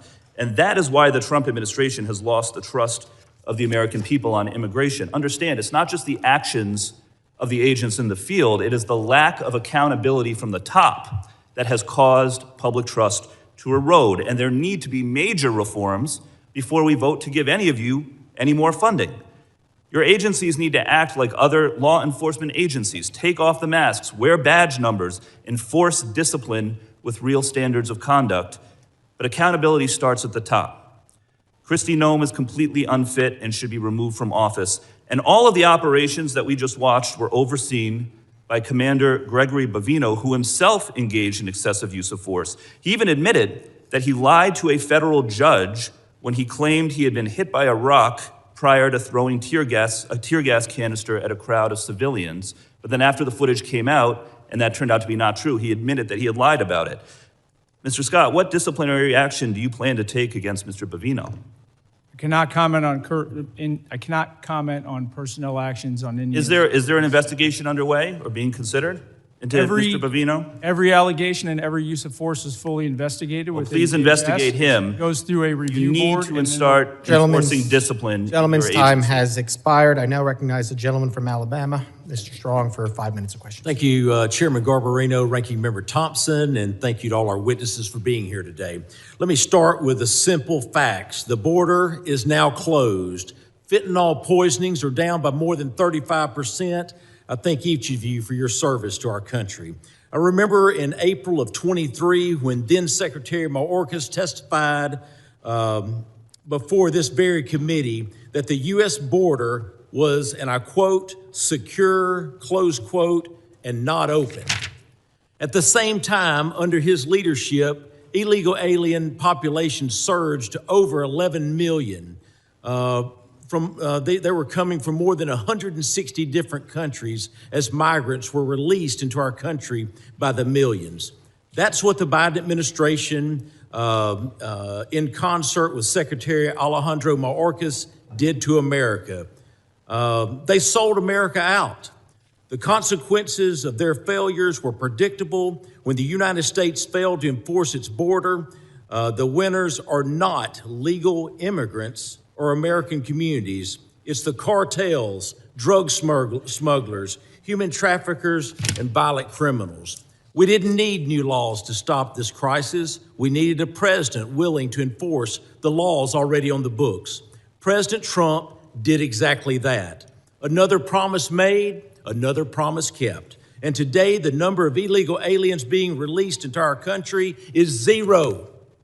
Zero. That's what it took a president to make the hard decisions. And America is better because of it. So my question is straightforward. Commissioner Scott, was Secretary Mayorkas telling the truth when he testified before this committee that the border was secure? Consistent with my prior testimony, no, he was not. As you stated earlier, the underlying immigration laws haven't fundamentally changed in decades. What has changed is how different administrations choose to enforce these laws, particularly during the previous administration. It was 100% orchestrated to allow illegal aliens to invade our country under the Biden administration. From an operational standpoint, how important is consistency and enforcement for deterrence and border control? It's extremely important, and we keep talking about immigration, but let me remind people, border security really is national security. The cartels use illegal immigration to literally overwhelm law enforcement at the border and bring in all kinds of other threats. It's the second wave that always is the most critical. The Interior Enforcement sent a message around the world that we're not going to just let you go. It took away the marketing ability of the cartels to get people to come to the border and overwhelm law enforcement. This all works together. It's critically important because it is national security. Thank you, Commissioner. The men and women of DHS deserve our respect and the ability to do their job effectively without mixed signals from Washington. I also want to be clear, I support the men and women who work every day to secure our borders and enforce federal immigration laws. But lately, we've seen growing strain on political rhetoric that goes beyond policy disagreement and targets the legitimacy of law enforcement itself. Rhetoric that puts a target on the backs of agents doing their jobs. Acting Director Lyons, we keep hearing calls from left-wing politicians to abolish ICE. Some, including many who should know better, have denounced federal law enforcement as secret police. How would you respond to these reckless attacks? Sir, I can speak from personal experience, having served multiple administrations, that the men and women of ICE are out there every day doing the law as it's written. What are the consequences of not enforcing federal immigration laws? Sir, if you look at what ICE has done, if you look at the amount of, as I said earlier, the amount of known and suspected terrorists that we removed from the country, we arrested 1,477 this year and removed 1,480. Just that impact alone, along with the 7,800 gang members, makes a significant impact on public safety and national security. Thank you. Turning to you, Director Edlow, the U.S. Citizenship and Immigration Service plays a role in administering legal immigration and protecting the integrity of the system. When immigration enforcement is undermined or treated as illegitimate, how does that affect USCIS's ability to manage lawful pathways, prevent fraud, and maintain public confidence in the legal immigration process? It makes it absolutely impossible, Congressman, and that's why we've done everything we can to administer that system now and to not cut corners that were previously cut during the last administration. Thank you. Mr. Chairman, I yield back. The gentleman yields back. I now recognize the gentleman from New York, Mr. Goldman. 5 minutes of questions. Thank you, Mr. Chairman. Mr. Lyons, what guidance have you given to your agents about asking people walking on the streets of America to show proof of citizenship? Sir, as I stated earlier, the men and women of ICE, deportation officers, special agents, we conduct targeted intelligence-driven operation. We don't walk around on the streets asking people about their American citizenship. Really? So all of those individual American citizens who have been randomly asked are lying. Is that what you're saying? Sir, if the men and women of ICE are conducting an investigation, whether it be for Title 8 immigration enforcement or Title 18 criminal enforcement, they'll ask someone their nationality. Right, but that's not targeted because they're asking all sorts of American citizens, including off-duty law enforcement. Now, have you directed at any point your agents under the Supreme Court's racial profiling ruling to only stop non-white people and those who look like immigrants to ask for their citizenship papers? No, sir, I haven't. Now, you are aware, of course, and there's well-documented, numerous well-documented instances of people, American citizens, being asked to show and prove their citizenship. Do you know what other regimes in the 20th century required similar proof of citizenship? Yes, sir. What? Sir, there was various nefarious regimes that did that. Is Nazi Germany one? Yes, but Is the Soviet Union one? I honestly, Sir, I'm asking the questions. Is the Soviet Union one? Yes, sir, but I totally, this is the wrong type of questioning. I'll tell you what the wrong type but of actually, thing sir, is. Sir, is it's my Holocaust time. Museum Reclaiming my time, sir. If you want to go see Reclaiming my Nazism, time, that's what Mr. it is. Chairman. It's not the men and women of ICE that are out there doing it every day. So to say that the men and women of ICE are Mr. Chairman, I'm reclaiming my time. I would like my wrong. time back, please. Please give me another 15 seconds because he was unnecessarily speaking. You said in your opening statement that references to ICE as the Gestapo or the secret police encourages threats against ICE agents. 100%. The problem is you have it backwards, sir. People are simply making valid observations about your tactics, which are un-American and outright fascist. So I have a simple suggestion. If you don't want to be called a fascist regime or secret police, then stop acting like one. But people are simply just observing what they are seeing. And that's why people are making those comments. Now, I was a prosecutor for 10 years, prosecuted mob bosses, organized crime, violent criminals, the actual worst of the worst. Not a single criminal law enforcement agent that I worked with wore a mask to conceal their identity. But your department, which is a civil law enforcement agency, is defending the use of masks by your agents because of a so-called rise in threats and assaults against your officer.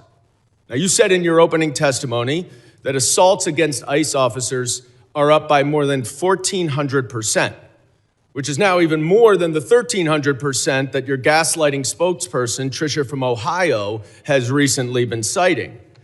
But here's the problem. There are two separate, very detailed, very thorough investigative reports based on your own data that both conclude that assaults against ICE officers are up about 25%, which is far less, of course, than you assert and far less than you would expect from an agency that has more than doubled its hiring and has an even greater increase in arrests. Now, why is that a problem, Mr. Lyons? It's a problem because the explanation that your agents are wearing masks because of fear of assaults or doxing is outright bogus.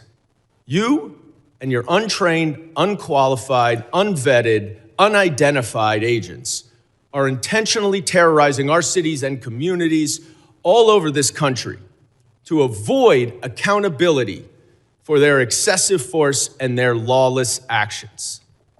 That is why you're wearing masks, so no one can hold you accountable, and you know that the FBI is not going to, because notwithstanding all of the investigations all of you say are going on, the Department of Justice and the FBI has stated they are not investigating those two murders. This is not the America that I know and love. This is not the America my immigrants came to. And it's long past time that you rein in your out-of-control agency and start following the law and the Constitution, and I yield back. Gentleman's time has expired. I now recognize the gentleman from Arizona, Mr. Crane, for 5 minutes of questions. Thank you, Mr. Chairman. It's interesting being in this hearing today, where my Democrat colleagues continue to demonize ICE and Homeland Security. I think history and context are very important here. It's not lost on most of the American public that my Democrat colleagues actually caused this entire crisis with their open border policies that they all voted for, letting in close to 15 million illegal aliens. I also want to go through real quick some numbers of ICE deportations with other presidents who I believe both you, Mr. Scott, and you, Mr. Lyons, have worked for. Under President Clinton, 12 million illegal aliens were deported and removed from this country, some voluntary, some departures. Key, no riots. Under President Bush, 2 million, no riots. Obama, who was often referred to as the deporter-in-chief, 5 million, including returns, no riots. President Trump in his first term, 2 million deported, no riots. President Biden, 4 million, including expulsions, varying by estimates, no riots. President Trump again this year, 625,000 with 2 million voluntary leaving through CBP Homeland. Mr. Scott, can you explain why these other presidents that you work for, both Democrat and Republican, have deported far more people than this president and we've seen no riots? I would say it has a lot to do about rhetoric and misleading the American public about what's really going on and how important border security really is to this nation. Let's talk also about my Democrat colleagues and something they also supported, and that's these sanctuary cities. I think that's very important, and I don't think a lot of Americans really understand these sanctuary cities. Mr. Scott, Mr. Lyons, is it true that you would rather send your officers into a jail to get some of these illegal alien criminals? Is it safer for your agents and also the illegal alien criminal if your officers are able to go into a jail instead of having to go out and find them on the street? Mr. Lyons, I'll start with you. Yes, sir, it would be. You wouldn't see the amount of law enforcement officers involved in immigration operations. Right. How about you, Mr. Scott? I 100% agree with the director, and just as importantly, it would allow me to put more agents back on the border to prevent people from getting in here in the first place. Let's also talk about these riots. Mr. Scott, Mr. Lyons, do you guys remember any riots, when for some of these victims that were assaulted and victimized by illegal alien criminals like Nate Baker, Laken Riley, Fletcher Harris, Skylar Provenza, Ivory Smith? I've got a whole list of them. Do you remember any riots from our Democrats or their constituents when any of these American citizens were victimized by illegal alien criminals? No, sir. No, sir. Why do you think that is? Because that's the question that I get asked all the time. Congressman, why do the Democrats care more about illegal alien criminals than they care about these American citizens, many of them who are young, have their entire lives ahead of them, didn't show up to a protest, right, to obstruct federal law enforcement. They're just going about their daily lives and they get victimized by people who aren't supposed to be here. Why do you think they don't care about American citizens?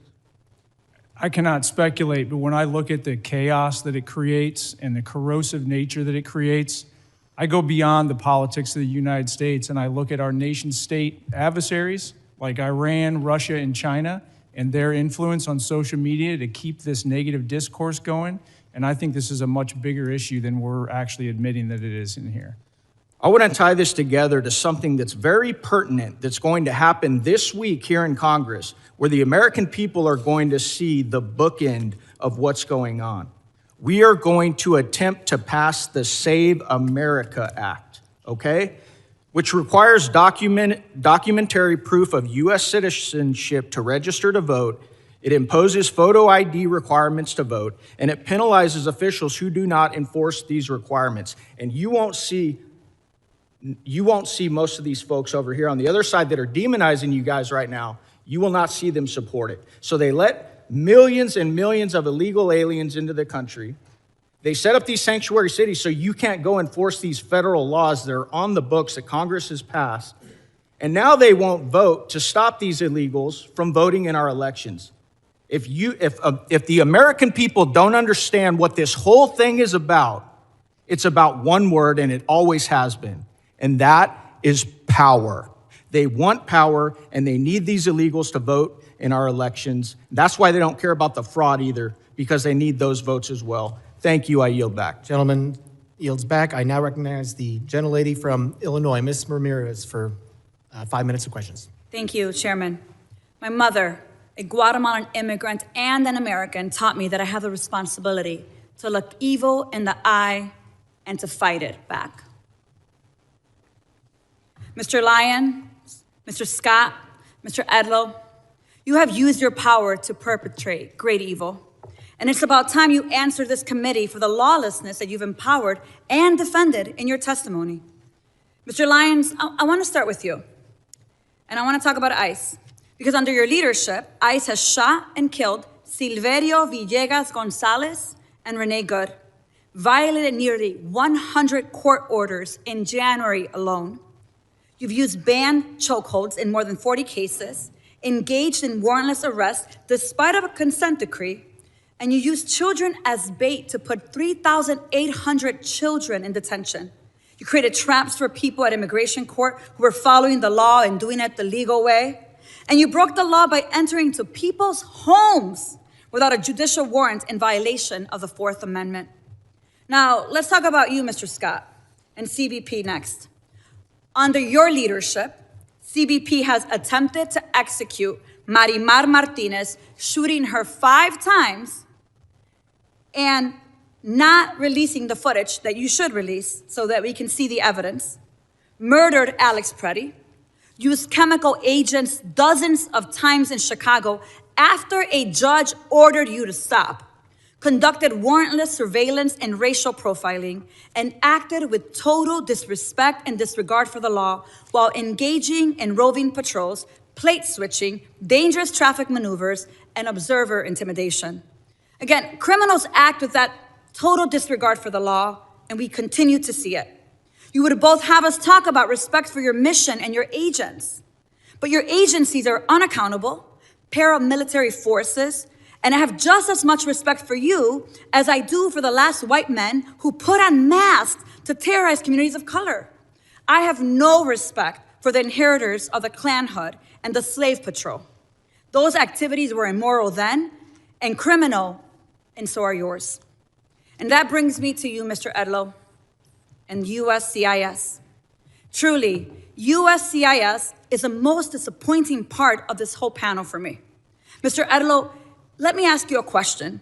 Is USCIS's mission to uphold America's promise as a nation of welcome and possibility with fairness, integrity, and respect for all we serve? Yes or no? Is that the mission? Congresswoman, the mission is to administer the lawful immigration system. system. Let me move on. So it is not for the possibility of fairness, integrity, and respect. I get that. I want to tell you about Stephen, my constituent, Mr. Edlow. Stephen is a 14-year-old with autism who is seeking asylum. This child has spent 60 days in detention center after he was detained with his dad at a check-in. Let me ask you this. What kind of agency would strip asylum protections from children, even those with pending asylum claims, and deport minors without due process? You don't have to answer that. It's your agency, Mr. Edlow. You are doing that to Stephen, my constituent, an 8th grader. You have abandoned the mission and allowed USCIS to become a tool in DHS's abusive enforcement apparatus, Mr. Edlow.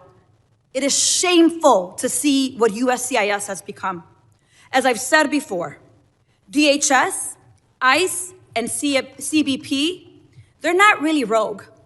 Congress designed DHS to violate our rights under the pretense of securing our safety. I'm gonna say it loud and clear, and I'm proud to stand by what I say. DHS cannot be reformed. It must be dismantled and something new must take its place. Because if we let DHS persist, it will continue to be a weapon that can be pointed at anyone the government considers the public enemy. And let me tell you, fascism always requires a public enemy. But the power of the people is stronger than the weapons they would wield against us. So Mr. Lyons, Mr. Scott, Mr. Edlow, you have weaponized the government. You have supported a fascist enterprise at the expense of our constitutional rights. You have violated the law. But let me remind you, you will not always be in power. One day, you will be held accountable for your role in this dark moment in America, in our nation's history. I guarantee it. And with that, Mr. Chairman, I yield back. Gentlelady yields back. As I said, the issues we're debating here are important, ones that members feel deeply about. While vigorous disagreement is part of the legislative process, members are reminded that we must adhere to established standards of decorum and debate. Witnesses are here today voluntarily, and I will continue to remind members that while oversight is important, aggressively attacking witnesses personally is inappropriate and not in keeping with the best traditions of our committee. And I now recognize the gentleman from Oklahoma, Mr. Burkeen, for 5 minutes of questions. Thank you, Mr. Chairman. Thank you to the witnesses. I want to start with a display over my shoulders. And this is something that is not specific only to Oklahoma. This is something that every member of this committee, if you will go to the DHS website, every constituent of every member of Congress, if you're curious of really the dark days, I want you to go to the DHS website and I want you to look at those not far from where you live, moms and dads, the arrest of illegal aliens who were preying on minors. Just because of a really intentional act by Kate Bryan on my staff to go a couple of weeks ago and look just in eastern Oklahoma, on the right side of me here, just in eastern Oklahoma, I represent almost all the entirety of eastern Oklahoma. These are just the individuals, heinous acts, to include those with children. And yet I want to read you in a wider, to my left over here, what is happening in the state of Oklahoma. This person was picked up. Angel Nick, sexual exploitation of a minor. Renton Andrew, molestation of a minor. Chan Truding, child fondling. Feliciano Garcia, enticement of a minor. Caetano Lopez, statutory rape. Erasmo Avila, rape and lewd acts with a minor. So for everyone who is in short-term memory, it's the way things operate in the court of public opinion, everyone is looking and you're forgetting the conversations you were having 2 and 3 years ago. If you had teenage kiddos wanting to go outside of your home and you knew that they were going to go to Dallas, Texas, or some city, and you knew that you had to have a conversation with them with what was happening, the 15 million you knew were in the country illegally, that you had no idea what they would be doing, who would they be preying upon. And moms and dads, don't you feel just a little bit safer if we're going to be gut level honest? That's the realization of what the generational opportunity this administration has afforded this country. It's the ability to feel safe over the madness of opening the border for that 4-year period that allowed 15 million people. You don't know where they came from. You don't know their background. You don't know their history. And this that is occurring right now is designed to make sure we have law and order in this country. If you do not have law and order, you don't have prosperity. So to all those who are second-guessing the reactionary moments, to the law enforcement who have to respond in real time, the quarterback who's questioned Monday morning because he's facing a 300-pound defensive lineman, it's easy to do that. But law enforcement walks out of their home every day and is faced with life or death questions. And we have to understand they are the ones who are affording us the opportunity for our children to feel safe against these that are in your backyard. It's not just in the north. It's not just in Minneapolis. It's not just in Minnesota. They're in every state in the country. Go to the Department of Homeland Security website and Google your area and look at who's being picked up in your backyard. That's how we recenter this conversation to truth. I want your children protected. I am grateful for this president who wants your children protected and an administration. The same playbook is happening now to create chaos and take your eye off the real goal, which is to secure our communities, to get back to a place of safety. Mr. Lyons, can you describe, because of not allowing these people to stay in jails, these sanctuary cities are letting them go, thousands released from jail because they will not cooperate with ICE. And when ICE tries to execute a detainer, ask them to hold a criminal illegal alien for potential deportation, how is this compared with other non-sanctuary city regions in the country? Sir, it's night and day. With the jurisdictions that we do have cooperation, we're able to take that individual in a safe, secure environment. Not only is it a safe, secure environment for the officers and agents, but it's also for the individual and the community, because we only need 1 to 2 officers to make that arrest, where now we're historically 5 or 6. We need up to 15. From what you've seen in terms of protest in Minnesota and elsewhere, do you get the sense these agitators are trying to provoke your agents into reactions? Yes, sir. Can you expound upon that?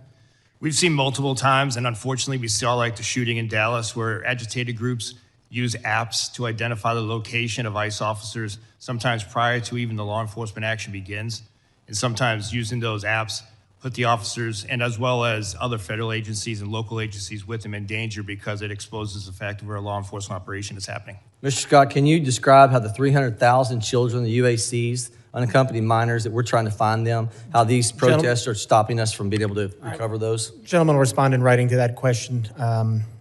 I now recognize the gentleman from New York, Mr. Kennedy, for 5 minutes. Thank you. Mr. Lyons, your written testimony today does not make one single mention of Renee Nicole Good or Alex Preddy. Not one. 2 American citizens have been murdered at the hands of your agency, and you have deliberately chosen under oath before Congress to ignore these tragedies. And so today, in my 5 minutes, I look forward to getting the American people some answers and some accountability that I believe they deserve. Mr. Lyons, I have some simple yes or no questions. Do you believe the U.S. Constitution provides due process for everyone in this country? Yes. Do you believe American citizens have the right to protest freely without being assaulted or killed by our government? Yes. Do you believe there should be an independent investigation when an innocent person is killed by a law enforcement agency in this country? Yes. Do you believe your agency has a legal obligation to follow court orders? Yes. Well, Mr. Lyons, you have a very strange way of showing it, with a federal judge finding that your agency is in violation of 96 orders in 1 month alone. And that's just Minneapolis, Minnesota. This administration and the agencies represented before us have shown a complete and utter disregard for the law and the Constitution. Renee Nicole Good and Alex Preddy, both American citizens, both dead at the hands of federal agents. Alex Preddy was a VA ICU nurse who dedicated his life to healing people, healing veterans. I worked as an occupational therapist for over a decade. In that video that we've all seen, it was Alex Preddy who was doing what healthcare workers do, what nurses do. They help people who are hurting, help people who are in trouble. In this case, helping a fellow peaceful protester who was shoved to the ground right before your agents shot him 10 times. And we're now learning that FBI Director Kash Patel stopped the U.S. Attorney's Office in Minnesota from investigating the death of Ms. Good because of fear that an investigation would contradict President Trump's falsehoods that she violently, willfully, and viciously ran down an agent. 6 federal prosecutors resigned rather than participate in a cover-up. Kristi Noem, Stephen Miller, and you, Mr. Lyons, have appointed yourselves judge, jury, and executioner, allowing American citizens to be gunned down in our streets with impunity. We all know the president is a liar. He's sold snake oil his entire life, but he can't tell us and the American people that we did not see with our own eyes what we saw in that video. 2 Americans shot dead in cold blood. The American people aren't stupid like he thinks we are. The fact that our government murders American citizens, lies about it, and then refuses to investigate or seek justice is beyond abhorrent. It's un-American. Mr. Lyons, in America, we shouldn't have secret police. We shouldn't have masked government agents executing citizens in the streets. The Constitution does not give your agency the right to hide their faces while they kill Americans. Will you commit, yes or no, to immediately unmasking every agent conducting immigration enforcement and requiring them to wear standard uniforms with identifiable badges? No. Well, it's a sad response. Your answer is completely unacceptable. People who are proud of what they do aren't hiding their identity. We're a nation of laws, and you, your boss, Secretary Noem, and Donald Trump are not above the law. The American people are angry, and they're demanding accountability and justice from those giving the orders. Mr. Lyons, yes or no, do you believe that Secretary Noem should resign? I'm not going to comment on that, sir. So you're going to look the families of Renee Nicole Good and Alex Preddy in the eye and tell them Secretary Noem should keep her job after their loved ones were killed? Sir, the loss of any life is unacceptable.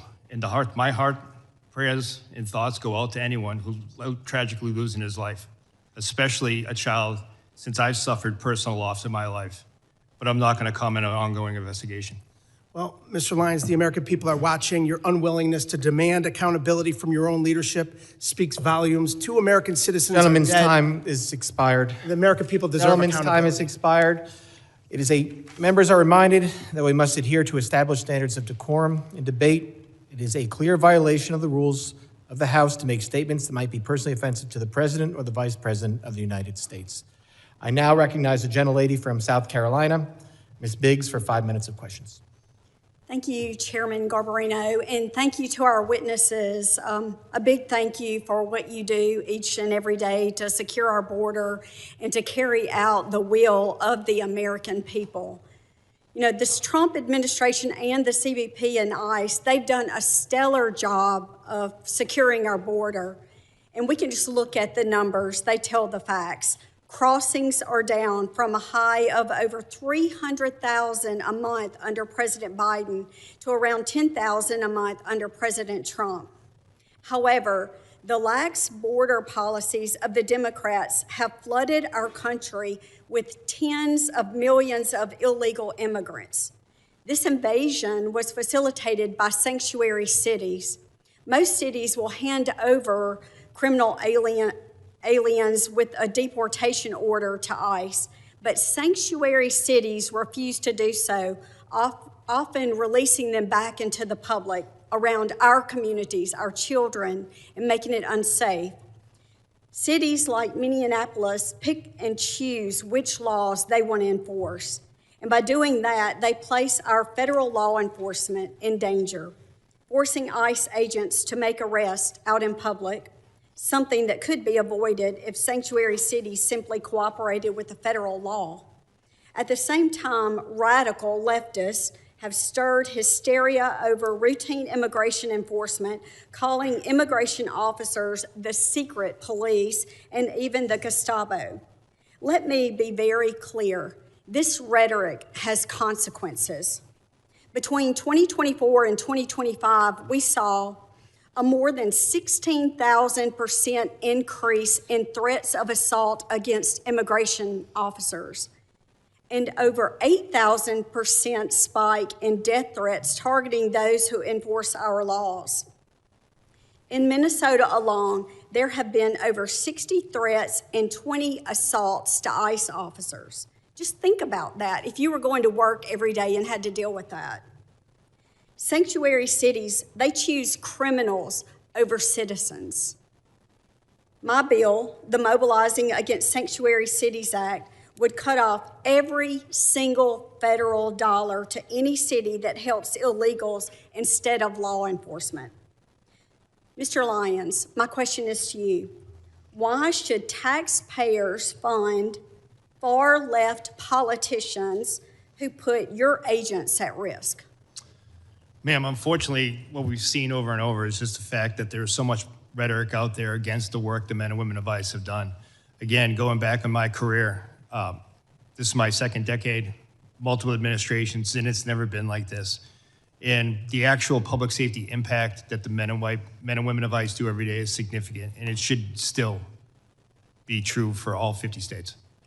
Thank you. So I want to take it a little closer to home. What's happening in my district, the 3rd District of South Carolina, it should alarm every single individual. These are real crimes committed by individuals illegally in our country, right here in our communities, confirmed by the Department of Homeland Security. We heard a little bit from my colleagues earlier. So let me just give you a few of the worst. Vehicular homicide, child cruelty and indecent exposure, armed robbery, assaulting a police officer with a weapon, and making terrorist threats. And I could go on and on. We're also seeing convictions for drug trafficking, burglary, forgery, repeated illegal re-entry, and more. And this is what I consider chaos. And it's the direct result of open border policies that put American lives at risk. But amid all of this, we're seeing true heroes step up. Our federal immigration officers are on the front lines of securing safety and prosperity for us and for our children. They've been given a difficult task, but they are up to the job and certainly meeting the demands. We stand behind our immigration officers and their historic mission to restore the rule of law to the United States. And right here at home, our local law enforcement is rising to meet the challenge, and I'm very grateful to them. So just look at Anderson County Sheriff's Department, which you'll see in the photo behind me, which recently seized 180 pounds of cocaine. That's 180 pounds of deadly drugs that will never reach our streets, thanks to the courage and commitment. So I just want to say thank you, and I'm grateful for the job that you do. Gentlelady yields back. I now recognize the gentlelady from New Jersey, Ms. MacGyver, for 5 minutes of questions. Thank you, Mr. Chairman and Ranking Member. Mr. Lyons, as the senior official lead in ICE enforcement, much of today's scrutiny falls on you, and it should. We have seen repeatedly that Republicans, Trump administration, its DHS, and your agency will do absolutely anything to avoid answering for your actions.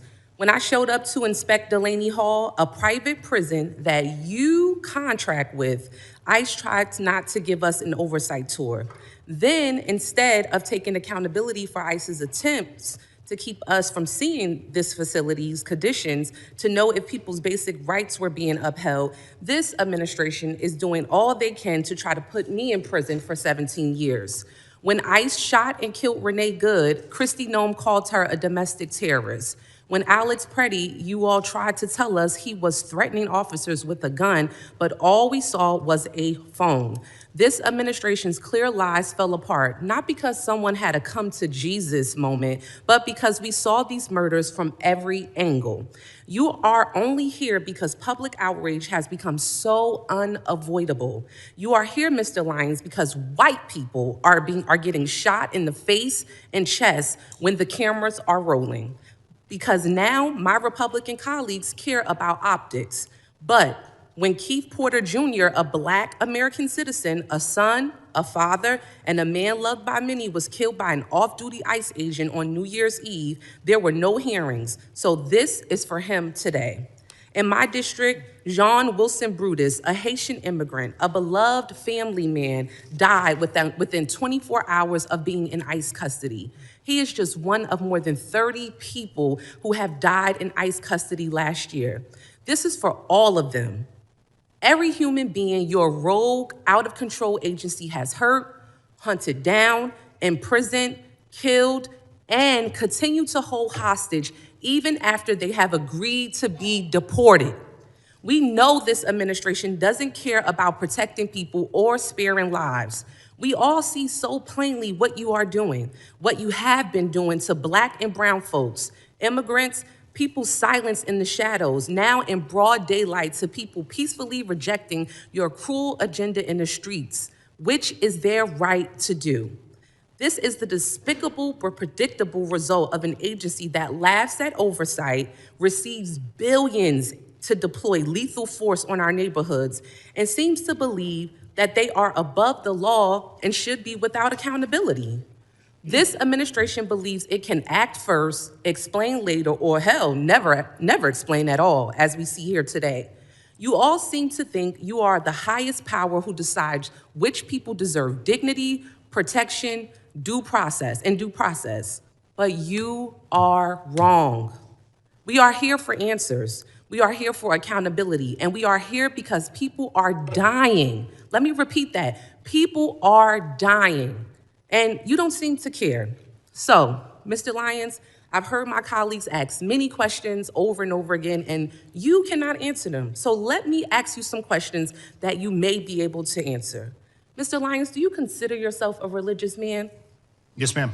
Oh, yes. Okay, well, how do you think Judgment Day will work for you with so much blood on your hands? I'm not going to entertain that question. Oh, okay, of course not. Do you think you're going to hell, Mr. Lyons? I'm not going to entertain. Of course not. How many government The gentlelady will agencies- suspend. The How many- gentlelady will suspend. Chairman? A gentlelady will suspend. As I said, the issues we're debating here are important to ones that members feel deeply about. Thank you, While Chairman. vigorous disagreement is part of the legislative process, members are reminded that we must adhere to established standards of decorum in debate. The witnesses are here voluntarily, and I will continue to remind members that while oversight is important, aggressively attacking those witnesses personally is inappropriate and not in keeping with the traditions of our committee. Mr. Chairman, I'm just asking a question. You guys are always talking about religion here in the Bible. I mean, it's okay for me to ask a question, right? But let me continue on. I got your note. All right, the gentlelady may resume. Thank you so much. Let me get back to my question, Mr. Chairman. Thank you. I appreciate you. How many government agencies, Mr. Lyons, are you aware of that routinely kill American citizens and you still get funding? Ma'am, I'm not going to entertain that. Of course you're not. Exactly. Exactly. Once again, questions that you cannot answer. And that is exactly why, Mr. Chairman, and to this committee, to my colleagues, and to my colleagues across the aisle, this is exactly why we should not be funding this agency. The people are watching you. They are watching you. And this is why we need to abolish ICE. With that, I yield back. Thank you kindly. Gentlelady yields back. I now recognize the gentleman from Colorado, Mr. Evans, for 5 minutes of questions. Thank you, Mr. Chairman, Ranking Member, for this important hearing. This past year has been historic for national security thanks to the joint work between the agencies present today and our Republican colleagues. The Big Beautiful Bill unlocked billions of dollars to finally secure the border and deliver much-needed support for law enforcement officials who keep us safe every day, slashing things like the scourge of overdose deaths that claimed approximately 400,000 lives under the previous administration, and this is despite increasing violence against federal officers, which has been inspired by fear-mongering from the Democrats. As a soldier for 12 years, as a cop for 10 years, and as the only Latino in Colorado's delegation, it's been my long-standing position that with a secure border, we must use all available resources to target the worst of the worst, violent offenders like murderers and rapists, and so-called non-violent like drug dealers and thieves and child porn producers. Get the gangsters, not the grandmas.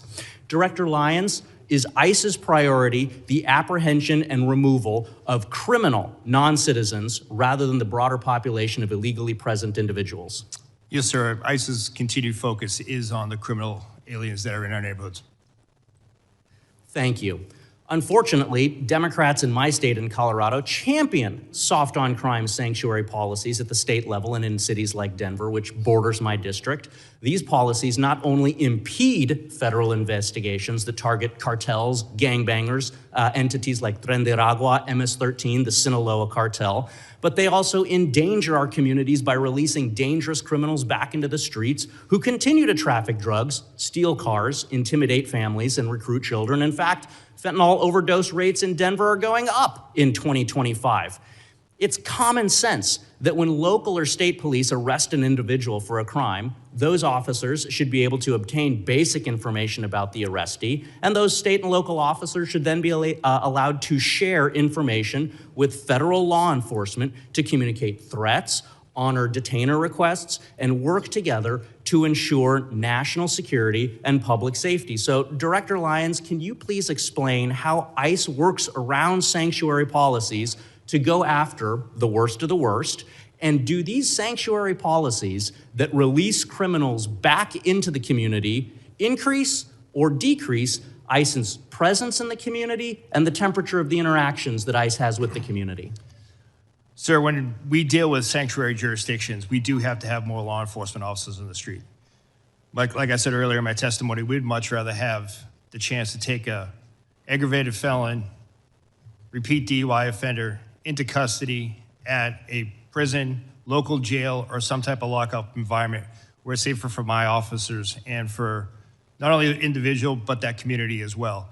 And then given the opportunity to take that person into custody before that person can reoffend. Unfortunately, as a field office director, when I ran the Boston field office, we saw too many times that we placed a detainer on a sexual assault individual who just went out later after the detainer was dropped to rape again. And that is why we need cooperation at all levels, especially the local and state. Thank you. Director Lyons, my district, 40% Hispanic. It's full of successful business owners and strong immigrant families. Unfortunately, my colleagues across the aisle are fanning the flames of fear for their own political gain in my Hispanic communities, scaring people over events that haven't happened in my district. So I'd like for you for just a brief moment to speak directly to my constituents who are legally present in the U.S., not criminals, but who are fearful of being searched or detained via immigration efforts. Should they fear ICE? And what policies does ICE have to prevent the seizure of people with legal status? Sir, ICE officers and special agents are trained in the Immigration and Nationality Act. So anyone that is here legally or lawfully or a U.S. citizen should not be concerned about being deported or detained. Unfortunately, many times there are individuals that are with criminal illegal aliens. And sir, as you being a former law enforcement officer, you know, you arrive on a scene, you ID everyone in that case. If we're looking for an individual and someone is here present